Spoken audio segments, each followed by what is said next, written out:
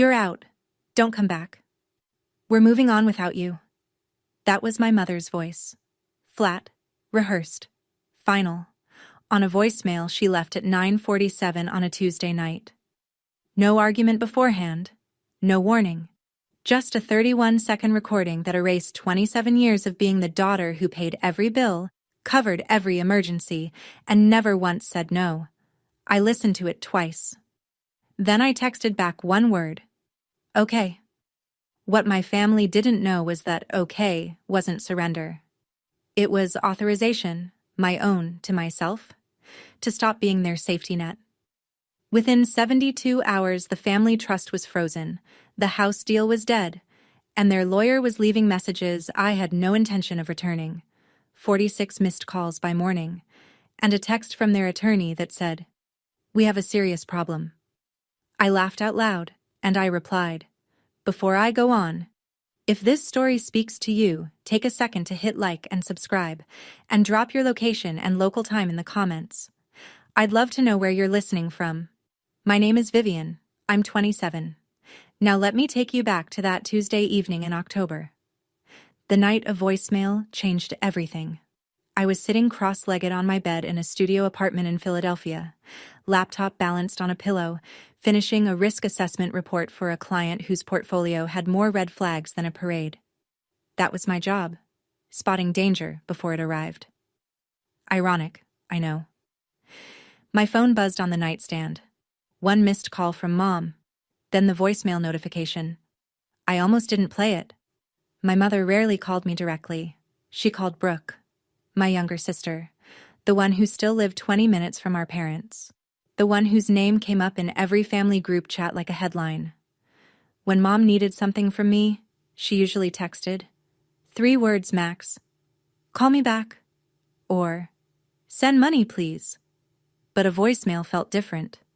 Personal, almost. So I pressed play. Her voice came through the speaker flat and clear, like she'd practiced the words in front of a mirror. "Vivian, this is your mother. I want you to know that we've made a decision as a family. You are no longer welcome here. Don't come back. Don't make this harder than it needs to be. We're moving on without you." 31 seconds. I timed it on the playback bar. I played it again, thinking I'd missed a reason, a because or a since or even an after what you did. But there was nothing. Just the verdict. No trial. I checked our family group chat, the one Brooke had created 2 Christmases ago, the one where Mom posted casserole recipes and Dad sent blurry photos of birds from the backyard. I'd been removed. Not muted. Removed. And the chat had been renamed. The old name was the Owens fam. The new name, I'll remember this until I die, was us. So that's what I was now. The opposite of us. I set the phone face down on the nightstand and stared at the framed photo on my shelf. Our family at Brooke's college graduation. Mom beaming. Dad's hand on Brooke's shoulder. Me on the far right, half cropped by whoever took the picture. I should have seen it then. For 10 minutes, I did nothing. Just sat there with my hands in my lap, listening to the upstairs neighbor's TV bleed through the ceiling. Laugh track. Someone up there was watching a sitcom while my whole family voted me off the island. The first instinct was the old one. Call back. Apologize. Even though I didn't know what for. Ask what I'd done wrong. Promise to fix it. That was the pattern I'd been running since I was 14. Absorb the blame, patch the crack, keep the peace.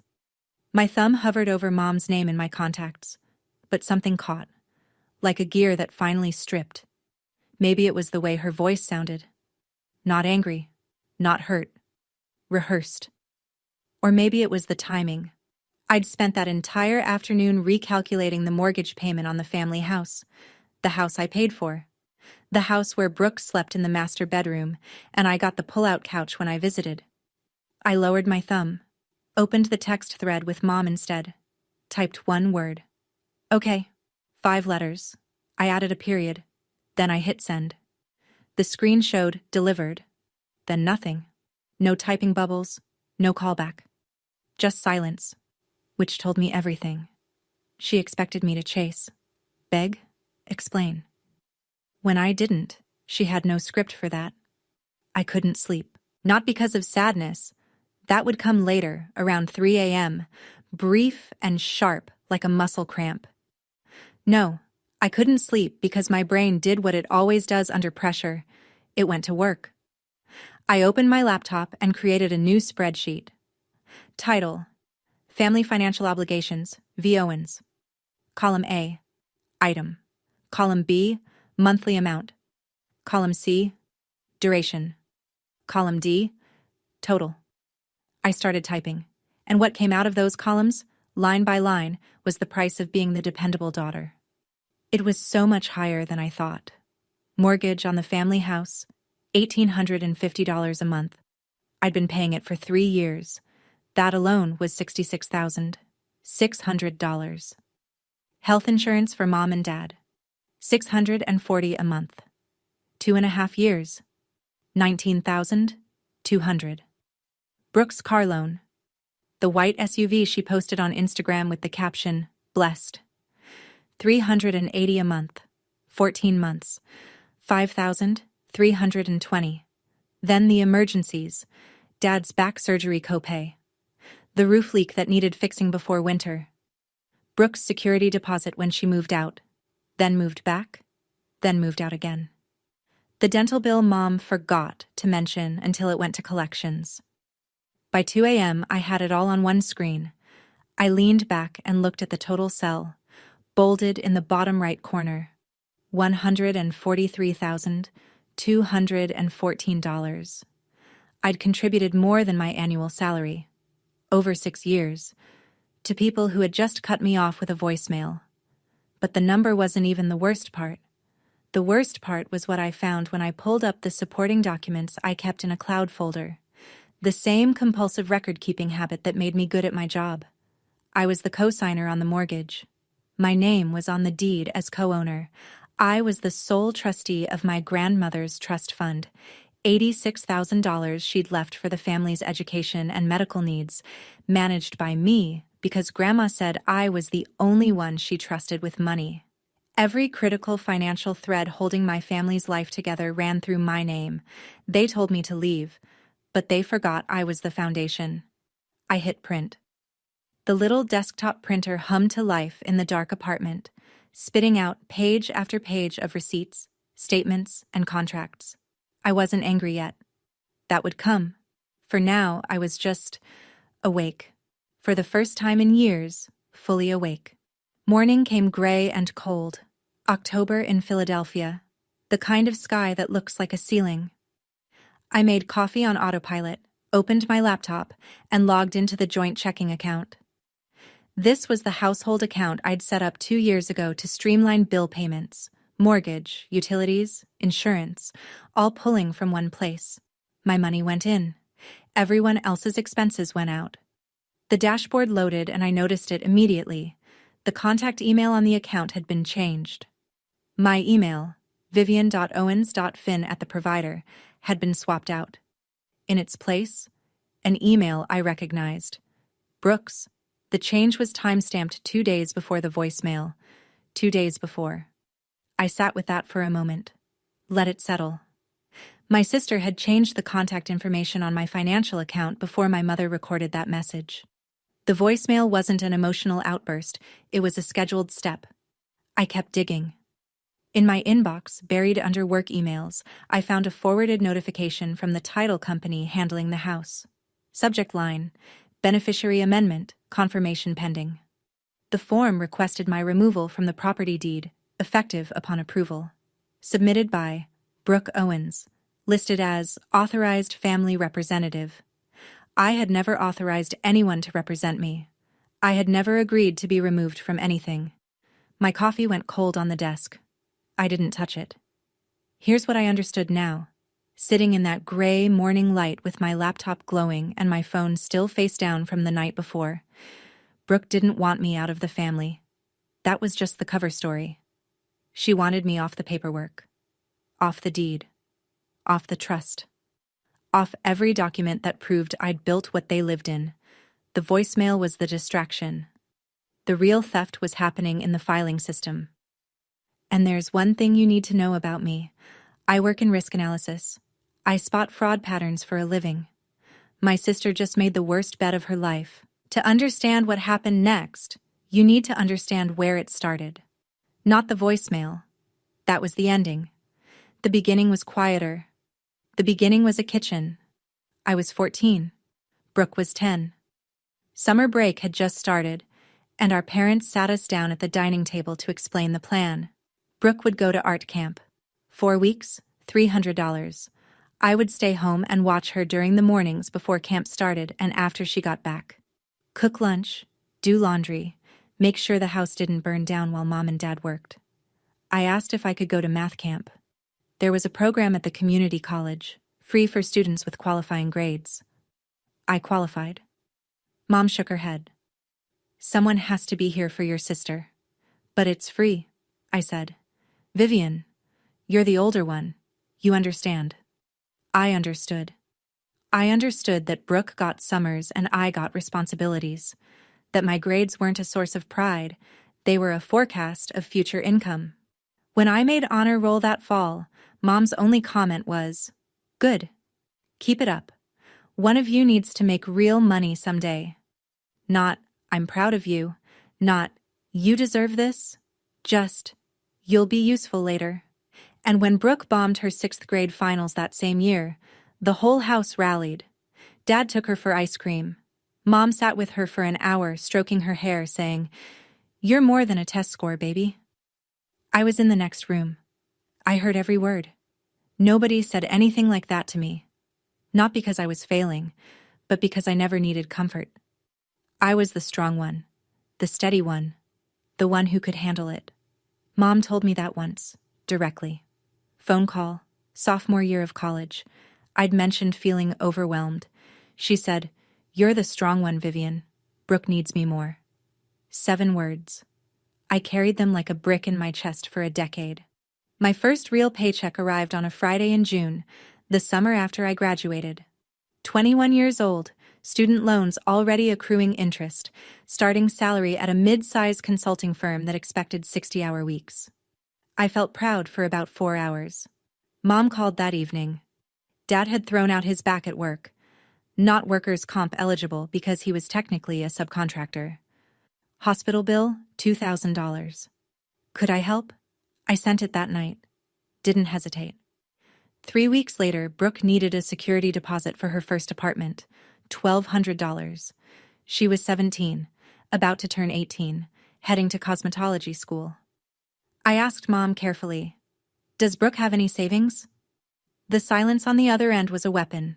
Then, "She's your baby sister, Vivian. She's starting out. How can you even ask that?" I sent the $1,200. My own student debt, $38,000, sat untouched. No one asked about it. No one offered. It wasn't even a topic. The assumption was simple. Vivian's fine. Vivian handles things. Vivian doesn't need help because Vivian never asks for it. That first year out of school, I sent home close to $14,000, not in a lump sum, in cuts. A few hundred here, 1,000 there. Always urgent. Always. Just this once. Just this once became every month. They never said thank you. I don't mean they forgot once. I mean the words were never spoken. Not in text. Not on the phone. Not at Thanksgiving when I flew home on a budget airline and ate dinner at the table I'd financially rebuilt. My birthday that year? Mom forgot. She posted a throwback photo of Brooke on Facebook that same week. Brooke's birthday 2 months later? Party at the house. I was asked to order the cake and pay for it. The last month of that year, I ate ramen for 9 days straight because my checking account was empty. I didn't tell anyone. Because if I had, Mom would have said I was being dramatic. And I believed her. That's the part that hurts the most. 3 years before the voicemail, Mom called with what she described as a family opportunity. She and Dad wanted to buy a house, a 3-bedroom outside the city, quieter neighborhood, better schools nearby for whenever grandkids come. She said it like a dream they'd earned. The reality was simpler. Their credit was destroyed. Dad's medical debt, a missed car payment from years ago, A collections notice Mom had ignored until it went to a judgment. No lender would touch them. So Mom asked me, "Just co-sign, Vivian. Your credit is perfect. The house will be in my name, but you'll be on the loan and the deed. It's the family home. Someday it belongs to both of you girls." I said yes. I didn't hire a lawyer. I didn't ask for a written agreement beyond the mortgage paperwork itself. Because the voice in my head, the one Mom had installed, said, "Family doesn't need contracts. If you ask for one, you don't trust us. And if you don't trust us, you're not family." So I signed, co-signer on the mortgage, co-owner on the deed, though Mom was listed as the primary owner. And from that month forward, the $1,850 payment came out of my account like clockwork. Brooke moved in immediately, took the largest bedroom, decorated it, posted photos, home sweet home. When I visited, which wasn't often because I was working overtime to cover the payments, I slept on the pull-out sofa in the den. I paid for a house where I slept on a couch. About 6 months before the voicemail, I overheard something during a family call. Mom's voice in the background talking to Brooke. She didn't know I was still on the line. She said, "Once we refinance, we can pull some equity out. Don't worry about Vivian. I'll handle her." Handle me. Like a line item. Like a problem. I didn't say anything. I told myself I'd misheard, but my hands were shaking when I put the phone down, and the spreadsheet I'd been working on blurred in front of me. My grandmother, Mom's mother, died 4 years ago. Lung cancer, fast and cruel. She went from diagnosis to funeral in 11 weeks. But Grandma was sharp until the very end. 2 months before she passed, she updated her trust. $86,000, set aside for the family's education and medical expenses.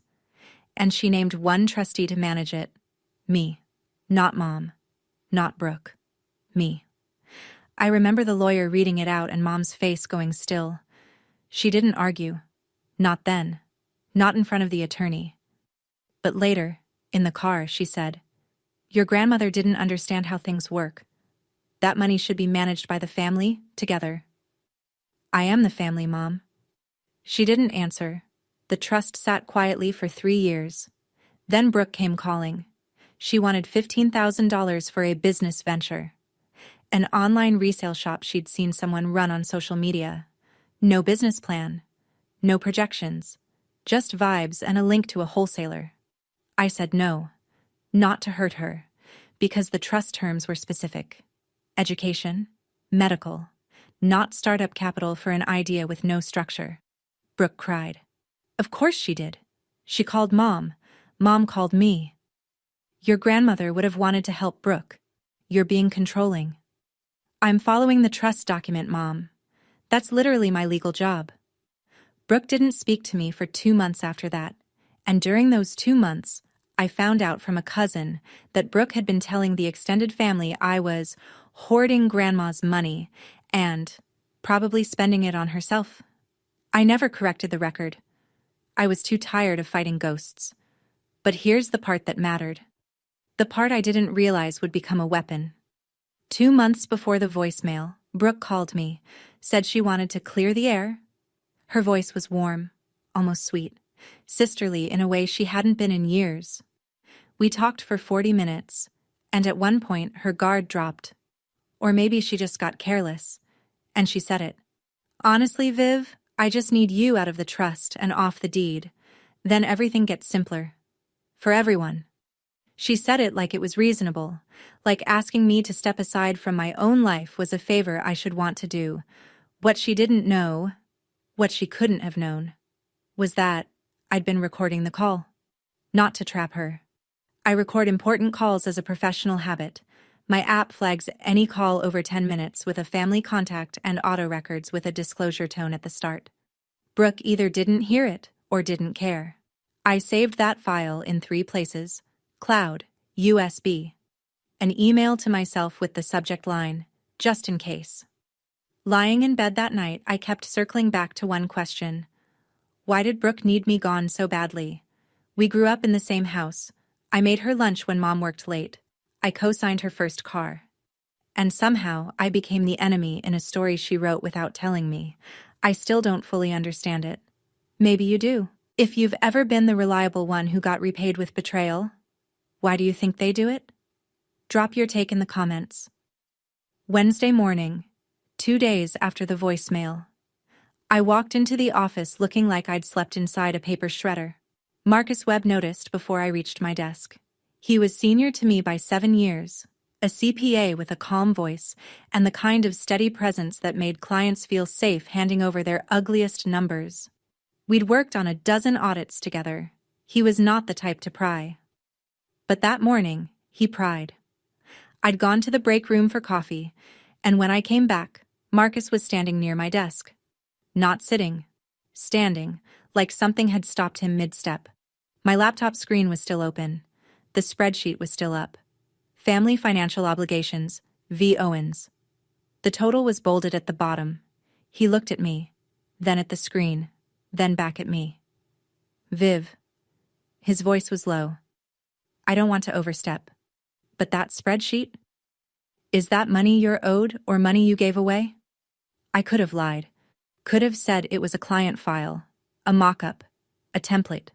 But I was running on 4 hours of sleep and the fumes of a decade's worth of being fine, and something in the way Marcus asked, direct, no judgment, no filler, cracked the seal. I told him, not everything, just the outline, voicemail, removed from the group chat, the house, the trust, the number. Marcus didn't react the way most people do. He didn't gasp or shake his head or say, "That's terrible." He went quiet. And when Marcus goes quiet, it means he's calculating. 10 seconds passed. Then he said something that rearranged the furniture in my head. "Vivian, I've been where you are. Different details, same architecture. My father pulled something similar when I was 29, and the thing I wish someone had told me sooner is this. You don't need to call them back. You need to call a lawyer." He wrote a name on a sticky note and slid it across my desk. Janet Aldridge, real estate and trust attorney, a Philadelphia number. I looked at the sticky note, then at Marcus. She's good? She's the one who kept me from losing my house. I put the note in my wallet. It stayed there for exactly 7 hours, the time it took for me to find what I found next. That evening, I sat down with every document I had and went through them the way I'd go through a client's portfolio, line by line, looking for what didn't match. I pulled up the email from the title company again, the one requesting my removal from the deed. I'd noticed it that first morning but hadn't looked closely at the attachment. Now I opened it. The form was standard. A beneficiary amendment request. At the bottom, 2 signature lines. One for Donna Owens, primary owner. One for Vivian Owens, co-owner. Both lines were signed. I zoomed in on my signature, and my stomach went cold. It was close. Someone had studied my handwriting. The slant was right, the size was right, even the little tail I leave on the N in Vivian was there. But the O in Owens was wrong. I write my capital O with an open loop, a habit from years of signing financial documents quickly. This O was closed, sealed shut. A small thing, the kind of thing only I would notice. But I noticed. Someone had forged my signature to remove me from the deed of a property I'd paid over $66,000 toward. I checked the submission details on the form, submitted electronically by Brooke Owens, authorized family representative. Submission date: 3 days before the voicemail. 3 days before. I sat back in my chair and let the timeline build itself. First, Brooke submits the forged document to remove me from the deed. Then, she changes the contact email on the joint account. Then, only then, Mom sends the voicemail.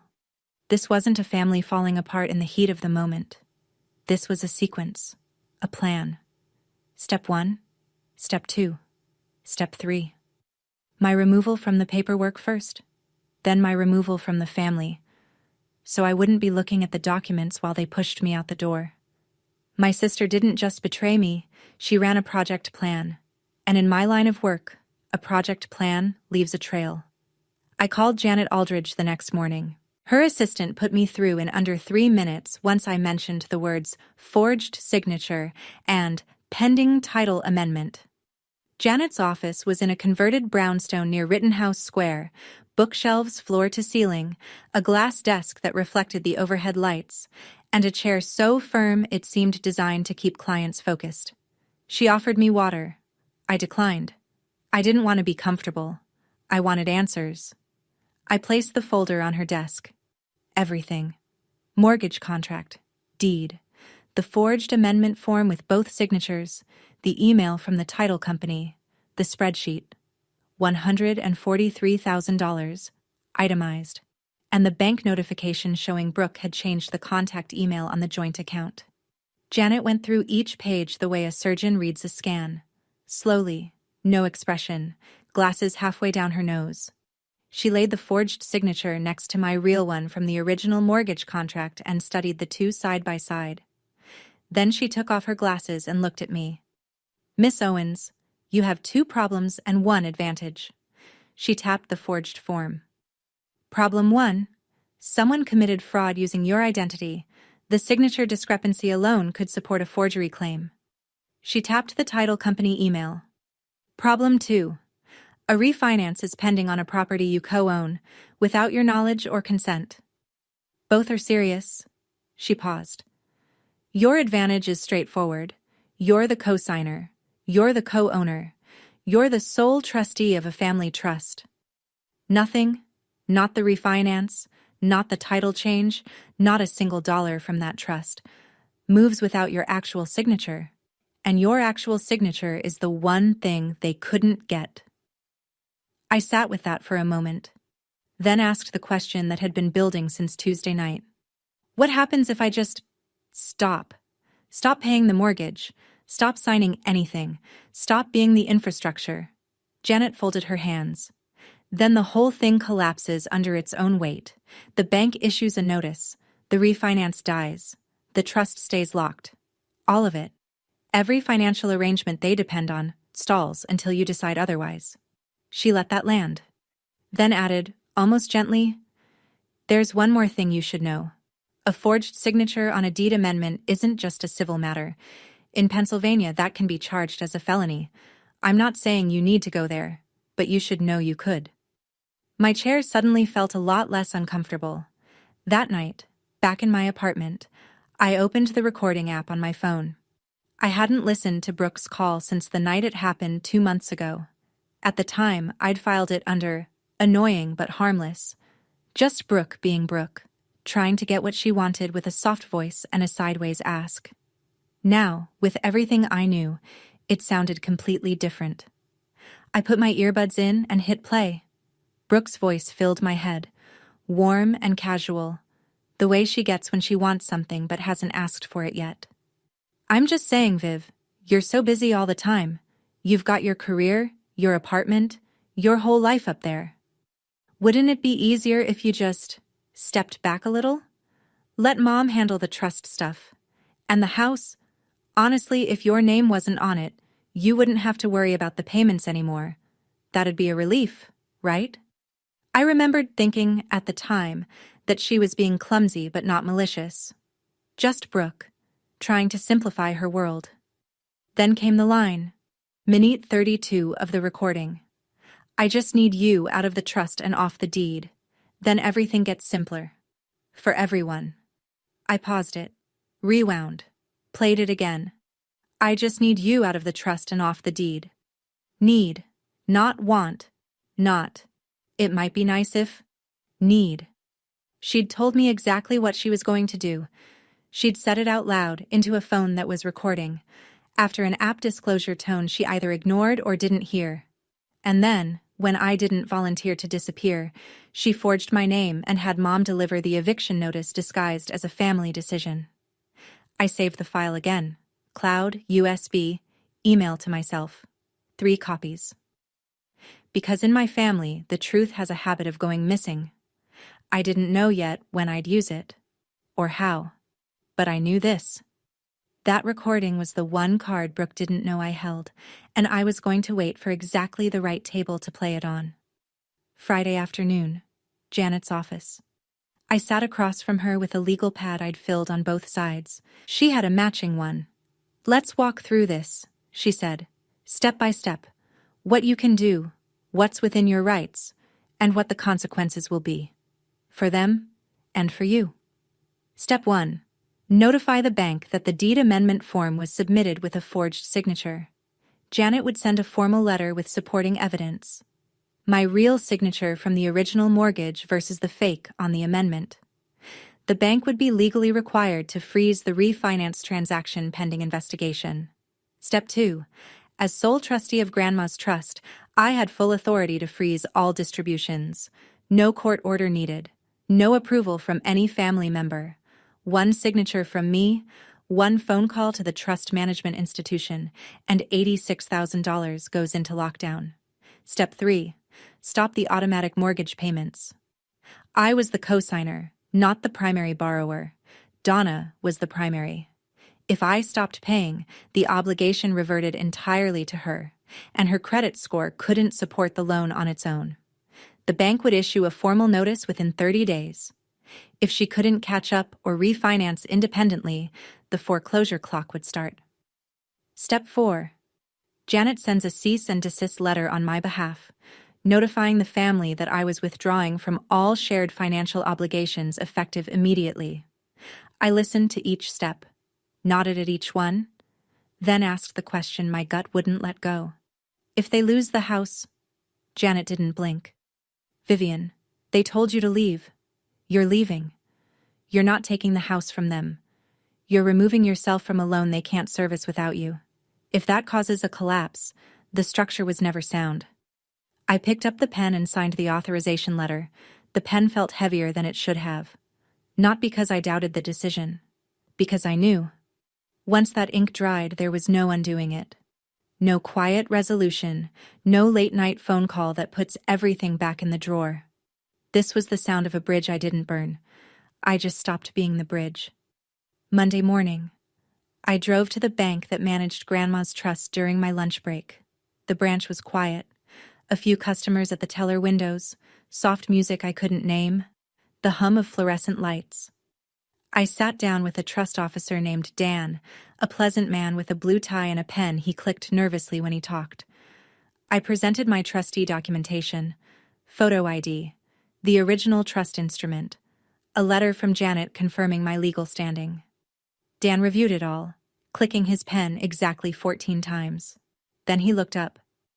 "Miss Owens, you are the sole trustee on this account. No other signatories, no co-trustees, no secondary beneficiaries with withdrawal authority." Click. "What would you like to do?" "I'd like to place a full freeze on all distributions from this trust, effective immediately. No withdrawals, no transfers, no disbursements until I authorize them in writing." He blinked. "Any particular reason?" "I have concerns about potential unauthorized access. I'd like to conduct a review of all activity before allowing any further movement." That was language he understood. He typed for 2 minutes, printed a form, slid it across the desk. I signed it. $86,000. Locked. Dan said, "You'll receive a confirmation email within the hour. No one else will be able to access these funds without your written authorization and a notarized release." "Thank you, Dan." I walked out into the October sun. The air was sharp. Leaves were turning. I stood on the sidewalk for a moment and felt something I didn't expect. Not triumph, not satisfaction. Lightness. Like setting down a suitcase I hadn't realized I'd been carrying through every doorway for 4 years. This was step 1. The trust was secure. Grandma's money was safe. But the real earthquake was still coming, because when Brooke tried to access that account, and she would try, I was sure of it, she'd hit a wall she couldn't charm, cry, or forge her way through. And that wall would have my name on it. Tuesday, Janet's paralegal sent 3 emails before noon. The first went to the mortgage lender. A formal notice of signature fraud on the deed amendment form, accompanied by a side-by-side comparison of my real signature and the forged one, plus my sworn affidavit confirming I had never authorized the change. Janet's letter requested an immediate hold on all pending transactions related to the property until the bank completed its internal review.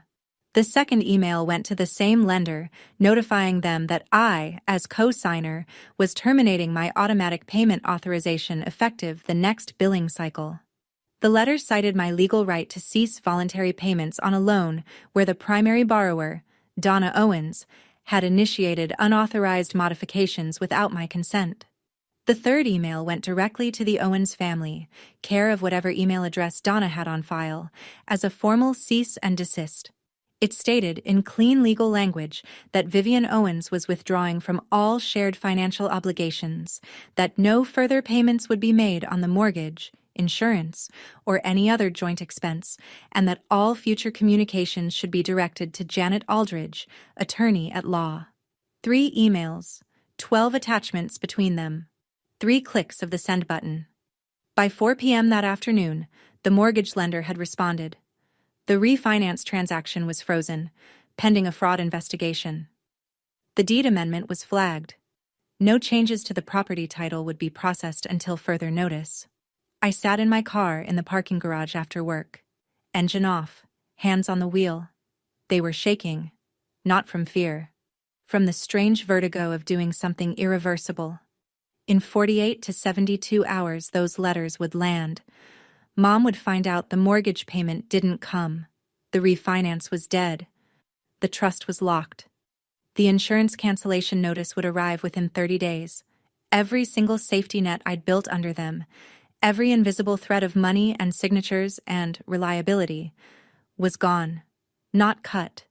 Just released. The way you let go of a rope when the person on the other end tells you they don't need you anymore.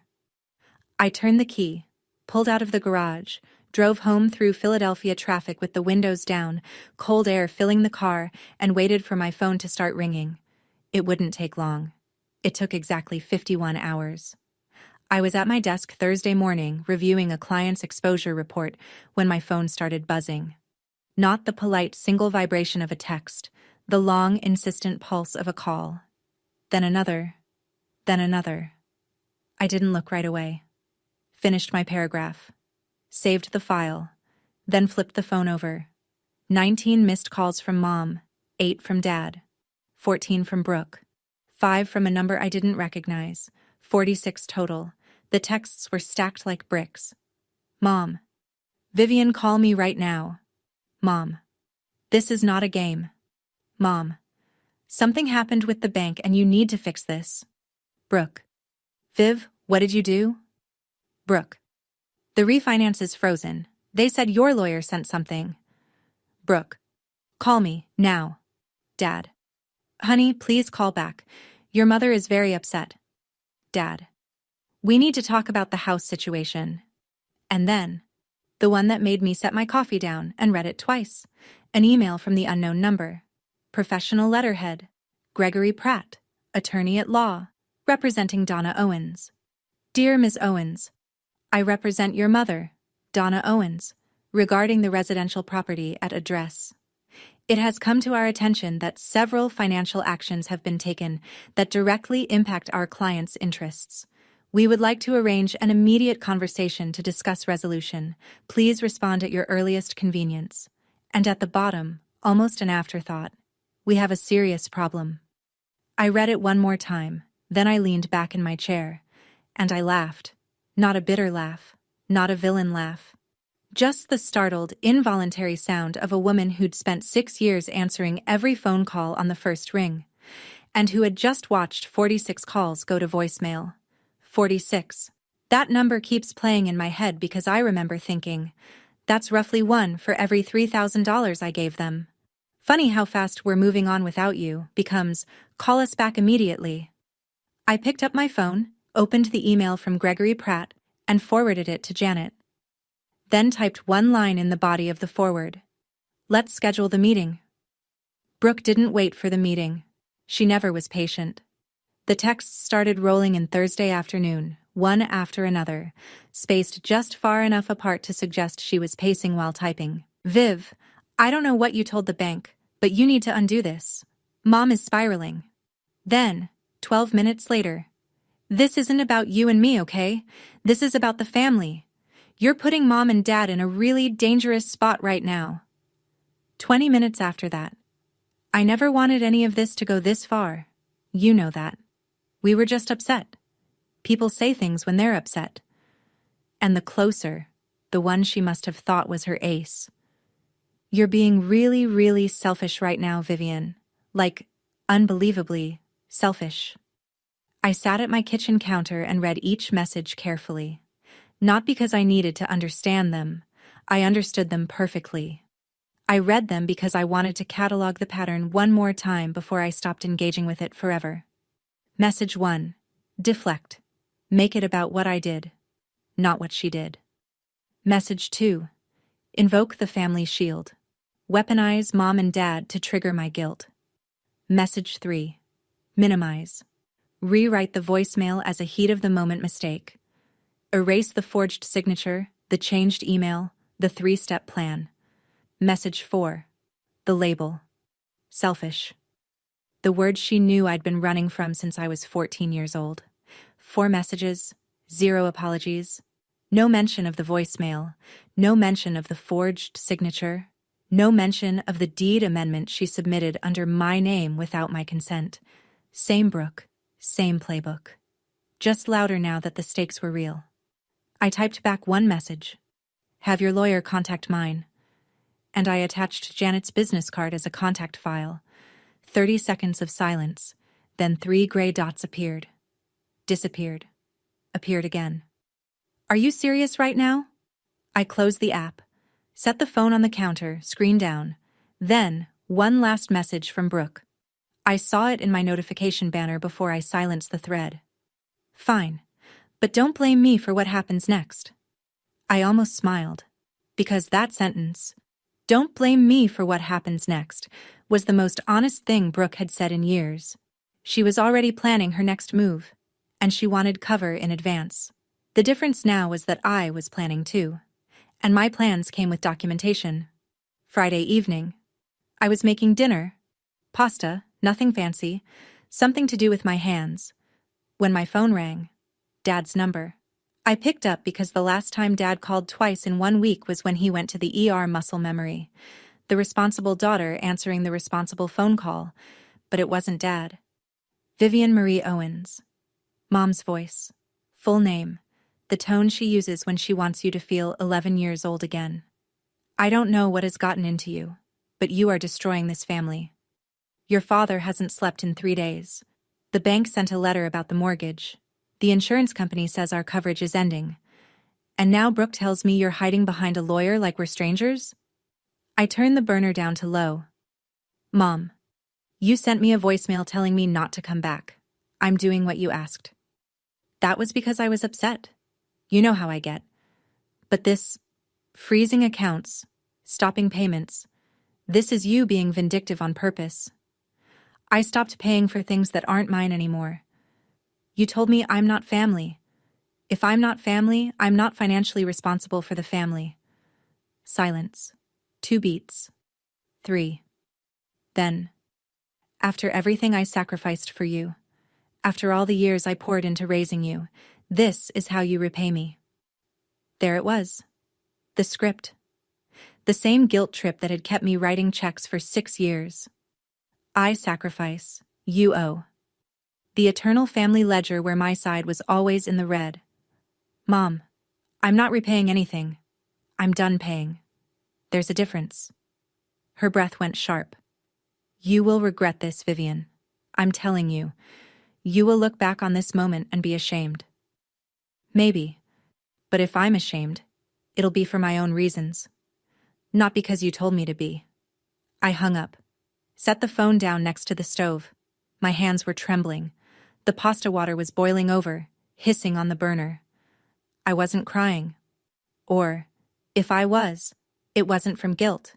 It was from the kind of grief that comes when you realize the person you keep hoping your mother will become doesn't exist. Never did. And no amount of mortgage payments was ever going to build her. I turned the burner off. I wasn't hungry anymore. But I noticed something, standing in that quiet kitchen with the steam curling around me. Donna hadn't mentioned the forged signature. Not once. Either she didn't know what Brooke had done, or she knew and decided it didn't matter. I wasn't sure which was worse. Saturday morning. My phone became a bulletin board of people I hadn't spoken to in months. Aunt Helen, Mom's younger sister, texted first. "Honey, your mother is beside herself. Whatever this disagreement is, can't you just talk it out? She says you're trying to take the house." Then Uncle Robert, Dad's side. "Heard some things through the grapevine. You know family comes first, right? Don't let money ruin what matters." Then a cousin I'd met exactly twice. "Hey, Vivian. Not sure what's going on, but Brooke seems really hurt. Just wanted to say you should probably call your mom." One after another.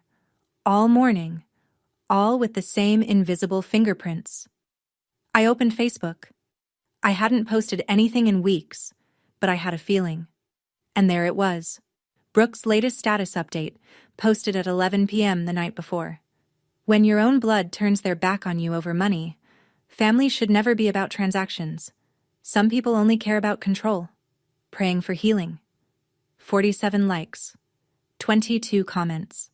Hearts and prayer hands and "Stay strong, babe," from people who had no idea what had actually happened. One comment from Aunt Helen. "We love you, sweetie. The truth always comes out." Yes, I thought. It does. My chest tightened. The old reflex fired. The need to explain, to correct, to post my own side, to line up the receipts and show everyone the spreadsheet and the forged signature and the voicemail. I typed 3 different responses, deleted all 3. Then I remembered what Marcus had told me over coffee 2 days earlier, when I'd admitted I was terrified of being the villain in Brooke's narrative.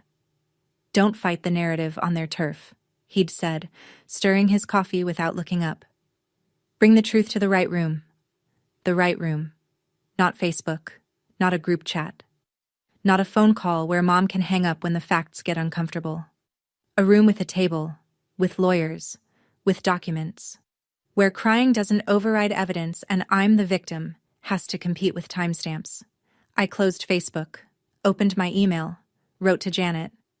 "I think it's time for the meeting, all of them, face to face, with everything we have." Janet replied in 11 minutes. "Agreed. I'll coordinate with Pratt. Friday, my office." 5 days. 5 days until every story Brooke had ever told would have to survive a conference table. I set my phone on the kitchen counter and poured myself a second coffee. My hands were steady. Monday afternoon. Janet called me from her office on speakerphone so I could listen. She'd reached Gregory Pratt. The conversation was polite the way a chess game is polite. Controlled moves, measured language, nothing wasted. "Mr. Pratt, I represent Vivian Owens. As you know, my client is co-signer on the mortgage and co-owner on the deed for the property your client occupies. She's also the sole trustee of the Margaret Owens Family Trust." "I'm aware of the financial arrangements," Gregory said. His voice was careful, lawyerly. "Then you should also be aware that a deed amendment form was submitted to the title company bearing my client's signature, a signature my client did not provide. A side-by-side analysis shows clear discrepancies. The bank's fraud department has flagged the document and frozen the pending refinance." Silence. I counted. 1, 2, 3, 4, 5, 6, 7, 8. 8 seconds of dead air from a man who bills $400 an hour. "Are you saying," Gregory said slowly, "that my client submitted a forged document?" "I'm saying a document bearing a signature my client did not execute was submitted under her name. The title company and lender have both been notified. The bank's investigation is proceeding independently of our office." More silence. Then Gregory's voice, noticeably tighter. "I'll need to confer with my clients about this.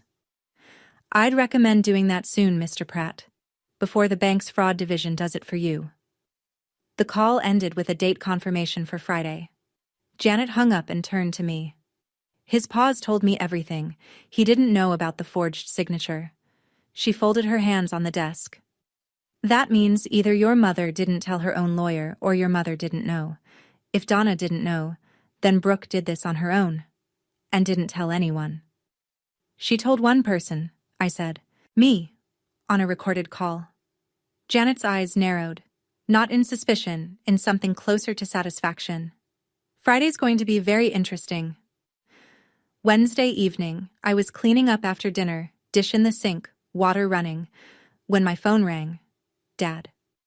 Actually, Dad this time. Vivian. His voice was the quietest I'd ever heard it. Not angry. Not the rehearsed authority he sometimes borrowed from Mom. Just tired. The kind of tired that lives in the bones. Hi, Dad. The lawyer, our lawyer, called today. He said there's a problem with the house paperwork. Something about a signature that doesn't match. He paused. I let the pause stretch. The water was still running in the sink. He says someone may have signed your name on a form. That's correct. Do you... Another pause. I could hear him breathing. Do you know who did it? You should ask Brooke. The breathing stopped. Brooke? The form was submitted under her name, Dad. Authorized family representative. She submitted it 3 days before Mom sent me that voicemail. Silence. Long enough that I checked whether the call had dropped. It hadn't. The seconds counter was still ticking. You're sure about this? I have the submission records. My lawyer has the signature comparison. The bank has flagged it for fraud investigation. Yes, Dad. I'm sure. I heard something through the phone. A chair creaking. Like he'd sat down hard. Or maybe it was his knees. Let me talk to your mother about this. And there it was. The sentence he'd said 100 times across my lifetime. Let me talk to your mother. The eternal deferral. The man who never quite got around to having his own opinion before clearing it with Donna first. Dad, I'm not calling for permission. I'm not asking you to fix it. You asked me a question and I answered it. If the family wants to resolve this, it happens Friday. Janet's office. With documentation. Vivian, I love you, Dad, but I'm done talking through walls. I hung up. The water in the sink had gone cold. I dried my hands and stood in the kitchen for a long time. What struck me wasn't anger. It was something sadder. The sound of my father realizing, at 59 years old, that the wrong daughter had been telling the truth all along, and that he'd spent decades choosing not to check. Thursday, Janet's assistant sent the formal invitation to Gregory Pratt's office, a meeting at Janet's conference room, Friday at 2 p.m. Attendees: Vivian Owens, Donna Owens, Raymond Owens, Brooke Owens, Janet Aldridge, Gregory Pratt. Janet and I reviewed the ground rules together. If I was going to sit across from my entire family for the first time since the voicemail, I needed structure, not emotion. Structure. Rule 1. No shouting. If any party raised their voice, the meeting would be adjourned immediately. This was a professional discussion, not a kitchen table argument. Rule 2. Claims require documentation. Anyone could say anything. But if they wanted it taken seriously, they needed paper to back it up. Rule 3. I would present first. Uninterrupted. My case, my timeline, my evidence. Questions after. Gregory agreed to all 3 terms within the hour. He didn't push back on a single one, which told me something important. His clients needed me more than I needed them. They needed my signature, my payments, my cooperation. Without those, they were staring down a frozen refinance, a lapsed insurance policy, a locked trust fund, and a mortgage they couldn't carry alone. I prepared my folder the way I prepare a client portfolio. Organized, labeled, devastating. Tab 1. The spreadsheet, $143,000. Tab 2. The forged signature, side by side with the original. Tab 3. The email trail showing Brooke's unauthorized changes to the joint account. Tab 4. The timeline. Deed amendment, email change, voicemail, group chat removal. All dated, all documented, and tucked inside the back cover, in a small envelope, a USB drive with the recording. I hadn't decided whether to play it. That would depend on what happened in the room, on whether Brooke would tell the truth or whether she'd do what she always did. Marcus texted that evening. Ready for tomorrow? I typed back. Folders packed, hands are steady. He replied, You don't owe them an explanation, they owe you one. Go get it. I set my alarm for 6 a.m., laid out my clothes, Drank chamomile tea, which I hate, because someone once told me it helps with nerves. It didn't. But the folder on my nightstand did. Friday, 2 p.m. Janet Aldridge's conference room on the 3rd floor of the brownstone. Glass walls, a long walnut table, 6 leather chairs, and a water pitcher no one would touch. I arrived 10 minutes early. Set my folder on the table. Aligned the edges. Janet sat to my left, laptop open, notepad ready. Neither of us spoke. The room smelled like printer toner and the faint lemon of whatever the cleaning crew used. At 1:58, the door opened. Mom came in first. Navy blouse, chin high, purse clutched against her ribs like a shield. She looked at me for exactly 1 second. Not at my face, but at my folder. Then sat in the far chair without a word. Dad followed. Gray polo, hands in his pockets. He glanced at me, and something crossed his face. Not quite guilt, not quite shame, something in between that didn't have a name. He sat next to Mom and folded his hands on the table. Then Brooke. She walked in last, which was deliberate. She wore a soft pink cardigan over a white shirt. Her eyes were red-rimmed, recently rubbed, maybe actually teary, maybe not. Her lower lip was doing the slight quiver she'd been perfecting since elementary school. She pulled her chair close to Mom's and reached for Mom's hand under the table. The performance was flawless. If you didn't know the script, you'd think she was the victim in this room. Gregory Pratt entered behind her. Gray suit. Firm handshake with Janet. A brief nod to me. He sat at the end of the table equidistant from both sides, which was technically neutral and practically useless. Janet opened. Thank you all for being here. This meeting exists to address the financial and legal issues that have arisen in recent weeks. Miss Owens will present first, as agreed by both counsels. She will not be interrupted. I opened the folder, looked up, made eye contact with my mother for the first time since a voicemail tried to erase me from the family. I'll start, I said, with a number. I slid the spreadsheet to the center of the table. 5 copies. 1 for each person, 1 for the record. $143,214. I let the number sit in the air. No one moved. That's what I've contributed to this family over the past 6 years. Mortgage payments on this property, $66,600. Health insurance for Mom and Dad, $19,200. Brooke's car loan, $5,320. Emergency expenses, surgeries, roof repairs, security deposits, dental bills. The rest. Every payment is documented. Dates, amounts, account records. It's all on this sheet.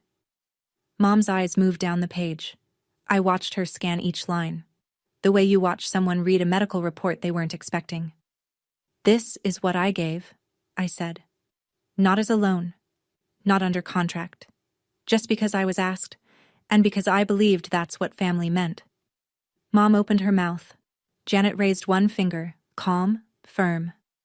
Mrs. Owens, you'll have your turn. I pulled the second document from the folder. 2 sheets, side by side. I placed them flat on the table and turned them so everyone could read. On the left, my signature from the original mortgage contract, dated 3 years ago. On the right, a signature submitted on a deed amendment form requesting my removal from the property title. I paused. I did not sign this form. I did not authorize it. I did not know it existed until I discovered it in my email after being removed from this family by voicemail. Gregory Pratt leaned forward, studying the 2 signatures. His jaw tightened. The form was submitted electronically, I continued, by Brooke Owens, listed as Authorized Family Representative. 3 days before the voicemail. The room shifted. Not a sound. More like a barometric change. Dad's hand moved to his forehead. Gregory sat back in his chair, slowly. Brooke's grip on Mom's hand tightened. And Mom looked at the signatures, then at me. Then, for the first time since she walked into this room, at Brooke. What is this? She said. Someone forged my signature, I said, to steal my share of a house I paid for. I didn't say who. I didn't have to. Every eye in the room had already turned. Brooke let go of Mom's hand. That's insane. I didn't forge anything. Her voice climbed. Vivian is doing what she always does. She's manipulating the situation. She's making herself the victim because she can't handle that I didn't raise my voice. I didn't need to. Brooke. One word, flat, quiet. It cut through her sentence like a blade through paper. Before you finish that thought, I want you to hear something. I reached into the back cover of the folder, pulled out the small envelope, and removed the USB drive. Janet's laptop was already connected to a speaker on the table. I plugged it in, found the file, and hovered the cursor over the play button. This is a recording of a phone call between you and me, 2 months before the voicemail. The call was disclosed at the start. My app plays an audible notification tone. If you'd like to dispute its authenticity, Mr. Pratt can have it verified. Brooke's face went white. Not red. White. The kind of white that happens when blood retreats from the surface. I clicked play. The room filled with Brooke's voice. Warm, casual, coaxing. I just need you out of the trust and off the deed. Then everything gets simpler. For everyone. The recording ended. No one moved. I looked at Donna. She was staring at the speaker like it had physically struck her. Her lips were slightly parted. No words.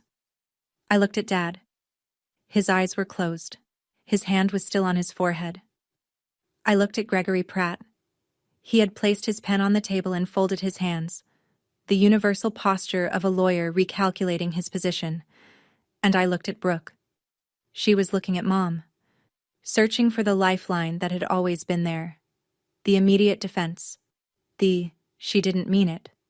The instant redirect of blame onto me. Mom didn't look back. 15 seconds of silence. I counted them the way you count the seconds between lightning and thunder, waiting to learn how close the strike was. It was the loudest my family had ever been. Then Brooke broke. That's out of context. I didn't mean it like that. I was just talking. Just saying things. People say things. Janet's voice was steady as a scalpel. The recording is timestamped 2 months before a forged document bearing Ms. Owens's signature was submitted to remove her from the deed. The context, I'd say, is remarkably clear. Brooke turned to Mom again. Her lip trembled. Real this time. Or maybe not. I couldn't tell anymore. Mom, you believe me, right? She's twisting everything. She always does this. Donna Owens did not look at her younger daughter. She was staring at the spreadsheet. At the column labeled total, at the number at the bottom that represented 6 years of her eldest daughter's life, converted to dollars and cents, paid without a single thank you. She said nothing. And in that silence, in that precise, devastating silence, something shifted in the room that could never be shifted back. I closed the folder. Slowly. The sound of the cover meeting the back page was the only noise in the room. Donna turned to me. Her voice was different now, smaller. Vivian, I didn't know about the signature. I swear to you, I didn't know. I believe you didn't know about the signature, Mom. She exhaled. But you knew when you recorded that voicemail. You knew when you removed me from the group chat. You knew every time Brooke told you a story about me, and you never once called to ask if it was true. You chose a version that was comfortable, and I paid the price for it. In dollars, in years, in every holiday where I sat at the far end of the table and told myself it was fine. Donna's chin dropped. Not a nod. More like something inside her gave way by a fraction. I stood up. Here's what happens now. I kept my voice even. Professional. The way I deliver a risk assessment to a client when the numbers are bad and there's no soft way to say it. The trust will be transferred to a professional management firm. I'm stepping down as trustee, but the terms Grandma set will be enforced. Education and medical only, no exceptions. I looked at the table. I'm withdrawing as co-signer on the mortgage. You have 60 days to find alternative financing or make a decision about the property. I will not make another payment. I looked at Gregory Pratt. Regarding the forged signature, I won't be filing a criminal complaint this time, but every document, every recording, every communication has been preserved and is held by my attorney. I looked at Brooke. She was staring at the table, cardigan pulled tight around her. The red-eyed performance finally collapsed into something real, or at least, something closer to it. Brooke, I don't hate you, but I don't trust you, and I don't have to. I picked up my folder, nodded once to Janet, walked to the door. Dad's voice, cracked and low. Vivian. I paused with my hand on the handle, didn't turn around. 60 days, Dad. Use them well. The door clicked shut behind me. My heels echoed down the hallway, steady even, unhurried. I didn't look back. Not because I was angry, because there was nothing behind me I hadn't already said.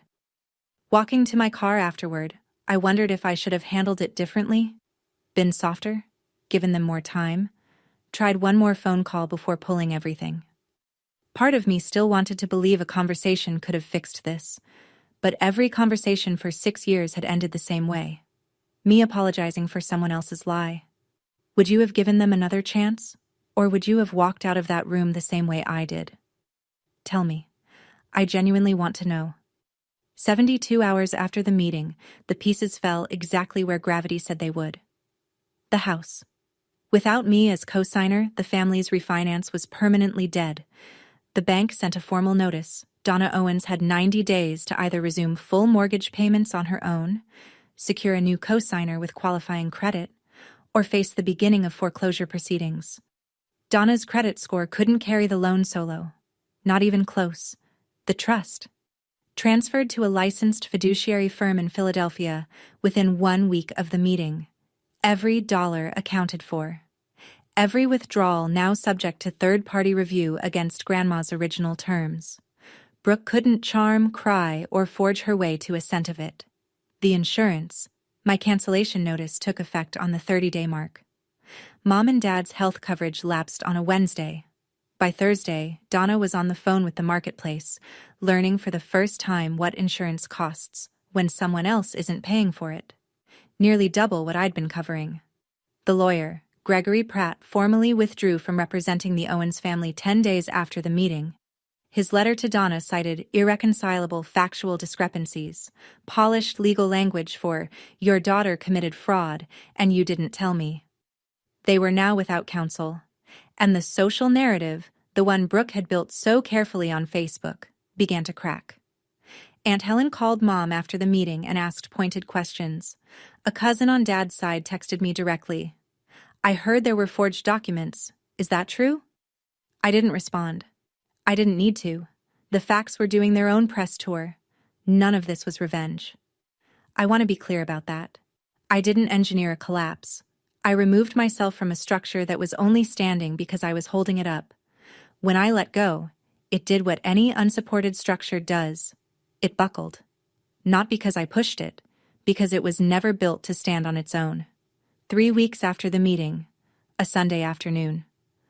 I was reading on my couch, an actual book, paper pages, no screen. When Dad called. His voice was thinner than usual, like someone had stretched it over too many sleepless nights. "Vivian, I've been meaning to call." "Hi, Dad. I want to say, I'm sorry, I know I should have said it sooner. I should have asked questions when your mother sent that voicemail. I should have looked at the paperwork myself instead of just trusting that someone else had it handled." I waited. Because with Dad, the apology always came with the second paragraph. "But, sweetheart, is there any way you could give us more time with the house? Your mother is looking into options, but 90 days it's not a lot. If you could just extend the co-signer arrangement for another few months, until we figure out." "Dad." He stopped. I heard the apology. I appreciate it. I do.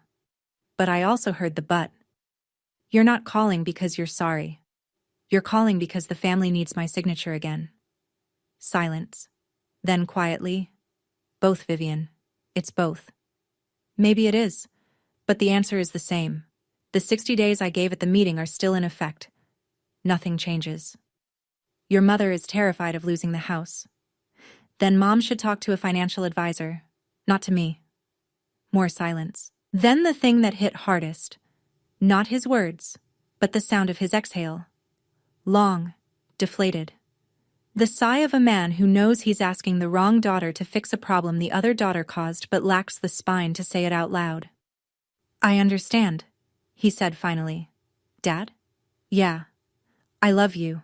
That hasn't changed, but love doesn't mean I light myself on fire to keep someone else warm, not anymore. He hung up without saying goodbye. Just a click, and then nothing. The same abrupt silence that had been his answer to every hard question my entire life. I set the book down, stared at the ceiling. He'd apologized and asked for a favor in the same breath. And the worst part was that I think he genuinely meant both. The sorry and the ask. He just didn't understand that one cancels out the other. Or maybe he did. And that was the saddest part of all.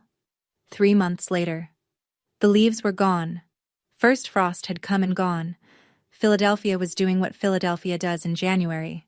Cold, gray, stubbornly alive. I was sitting in a coffee shop near my office on a Saturday morning, laptop open but idle, watching people through the window. A normal Saturday. Unremarkable. And that was the point. For the first time in my adult life, unremarkable felt like a luxury. The mortgage money, $1,850 a month, was going into my savings account now. I had an emergency fund for the first time ever. I was paying down my student loans ahead of schedule. I'd booked a flight to Portland for a long weekend in February, just because I wanted to see the ocean. I'd never booked a trip just because I wanted to before. Brooke and I hadn't spoken since the meeting. Not a text. Not a voicemail. Not even a like on a photo. Complete silence. I checked her Facebook once, out of habit. She'd posted a new status. Starting over. No context, no mention of me or the house or any of it. Just the curated version of her life, sanitized for an audience that didn't know the backstory. I scrolled past it and felt nothing. And that nothing, that clean, quiet emptiness where guilt used to live, was the closest thing to freedom I'd ever known. Mom called once, about a month after the meeting. Her voice was different. Not warm exactly, but the sharp edges had been sanded down. She asked how I was. I said fine. She said okay. The call lasted 90 seconds. She didn't guilt-trip me. She didn't ask for money. She didn't mention Brooke. It wasn't healing. It was a ceasefire. And for now, that was enough. Dad texted on my birthday. 3 words. Happy birthday, Vivian. First time in years. No exclamation point. No emoji. Just my name and an acknowledgement that I existed. It was the smallest possible gesture, but it was his. The house sold 6 weeks after the meeting. Donna listed it when it became clear no one would co-sign a new loan. I signed the paperwork to release my name from the deed. The real paperwork, this time, with my actual signature. I didn't take any proceeds from the sale. The deed listed Donna as primary owner and the equity was hers. I'd already calculated the loss. $66,000 in mortgage payments toward a house I never lived in. I wrote it off. Not on my taxes, but in my head. A tuition payment for the most expensive lesson I ever learned. Marcus met me for coffee that afternoon. He slid into the seat across from me, took one look at my face, and said, "How do you feel?" I thought about it. Really thought. "Lighter," I said. Like I put down something I didn't realize I was carrying. He nodded. Didn't say anything else. He didn't need to. For the first time in 6 years, every dollar I earned was mine. Not mine to give away. Not mine to sacrifice. Not mine to use as proof that I deserved a seat at a table I was already paying for. Just mine. Quietly, unremarkably, beautifully mine. I'm not telling you this story so you'll hate my family. I'm telling you because somewhere out there, right now, someone is sitting with their phone in their hand, staring at a transfer confirmation for money they can't afford to send to someone who has never once said thank you. And they're telling themselves the same thing I told myself for 6 years. It's fine. They're family. This is what family does. Brooke isn't a monster. She's a person who learned, very young, that lying gets rewarded and crying unlocks doors. Nobody ever made her stop. Nobody ever showed her a consequence that stuck, until the consequence wore my name and came with a lawyer. Mom isn't evil. She's a woman who built her identity around control, around being the center of a family that obeyed a script she wrote. When I stopped following the script, she didn't know how to respond with anything other than force. That voicemail wasn't cruelty. It was panic disguised as authority. Dad isn't a villain. He's a man who spent his whole life choosing silence over confrontation, and one day realized that silence has a price too. He's still learning that. I think he might get there. I hope he does. And me? I'm the woman who finally understood that the word family is not a blank check. That loving someone does not mean funding their life while they erase yours. That boundaries are not punishment. Boundaries are truth, delivered without apology. I don't know what my family looks like a year from now. I don't know if there will be a Thanksgiving I attend or a phone call that feels like home. I don't need to know. For the first time, I'm not building my life around their answer. So I'll ask you this, and I genuinely want to know. If the people who are supposed to love you the most told you to leave, would you fight to stay, or would you finally let them see what life looks like without you? Let me know in the comments. I read everyone. Thank you for staying with me through this whole story. If any part of it hit close to home, if you've ever been the one holding everything together while being told you weren't enough, I see you. Drop a comment and tell me your story. I read every single one.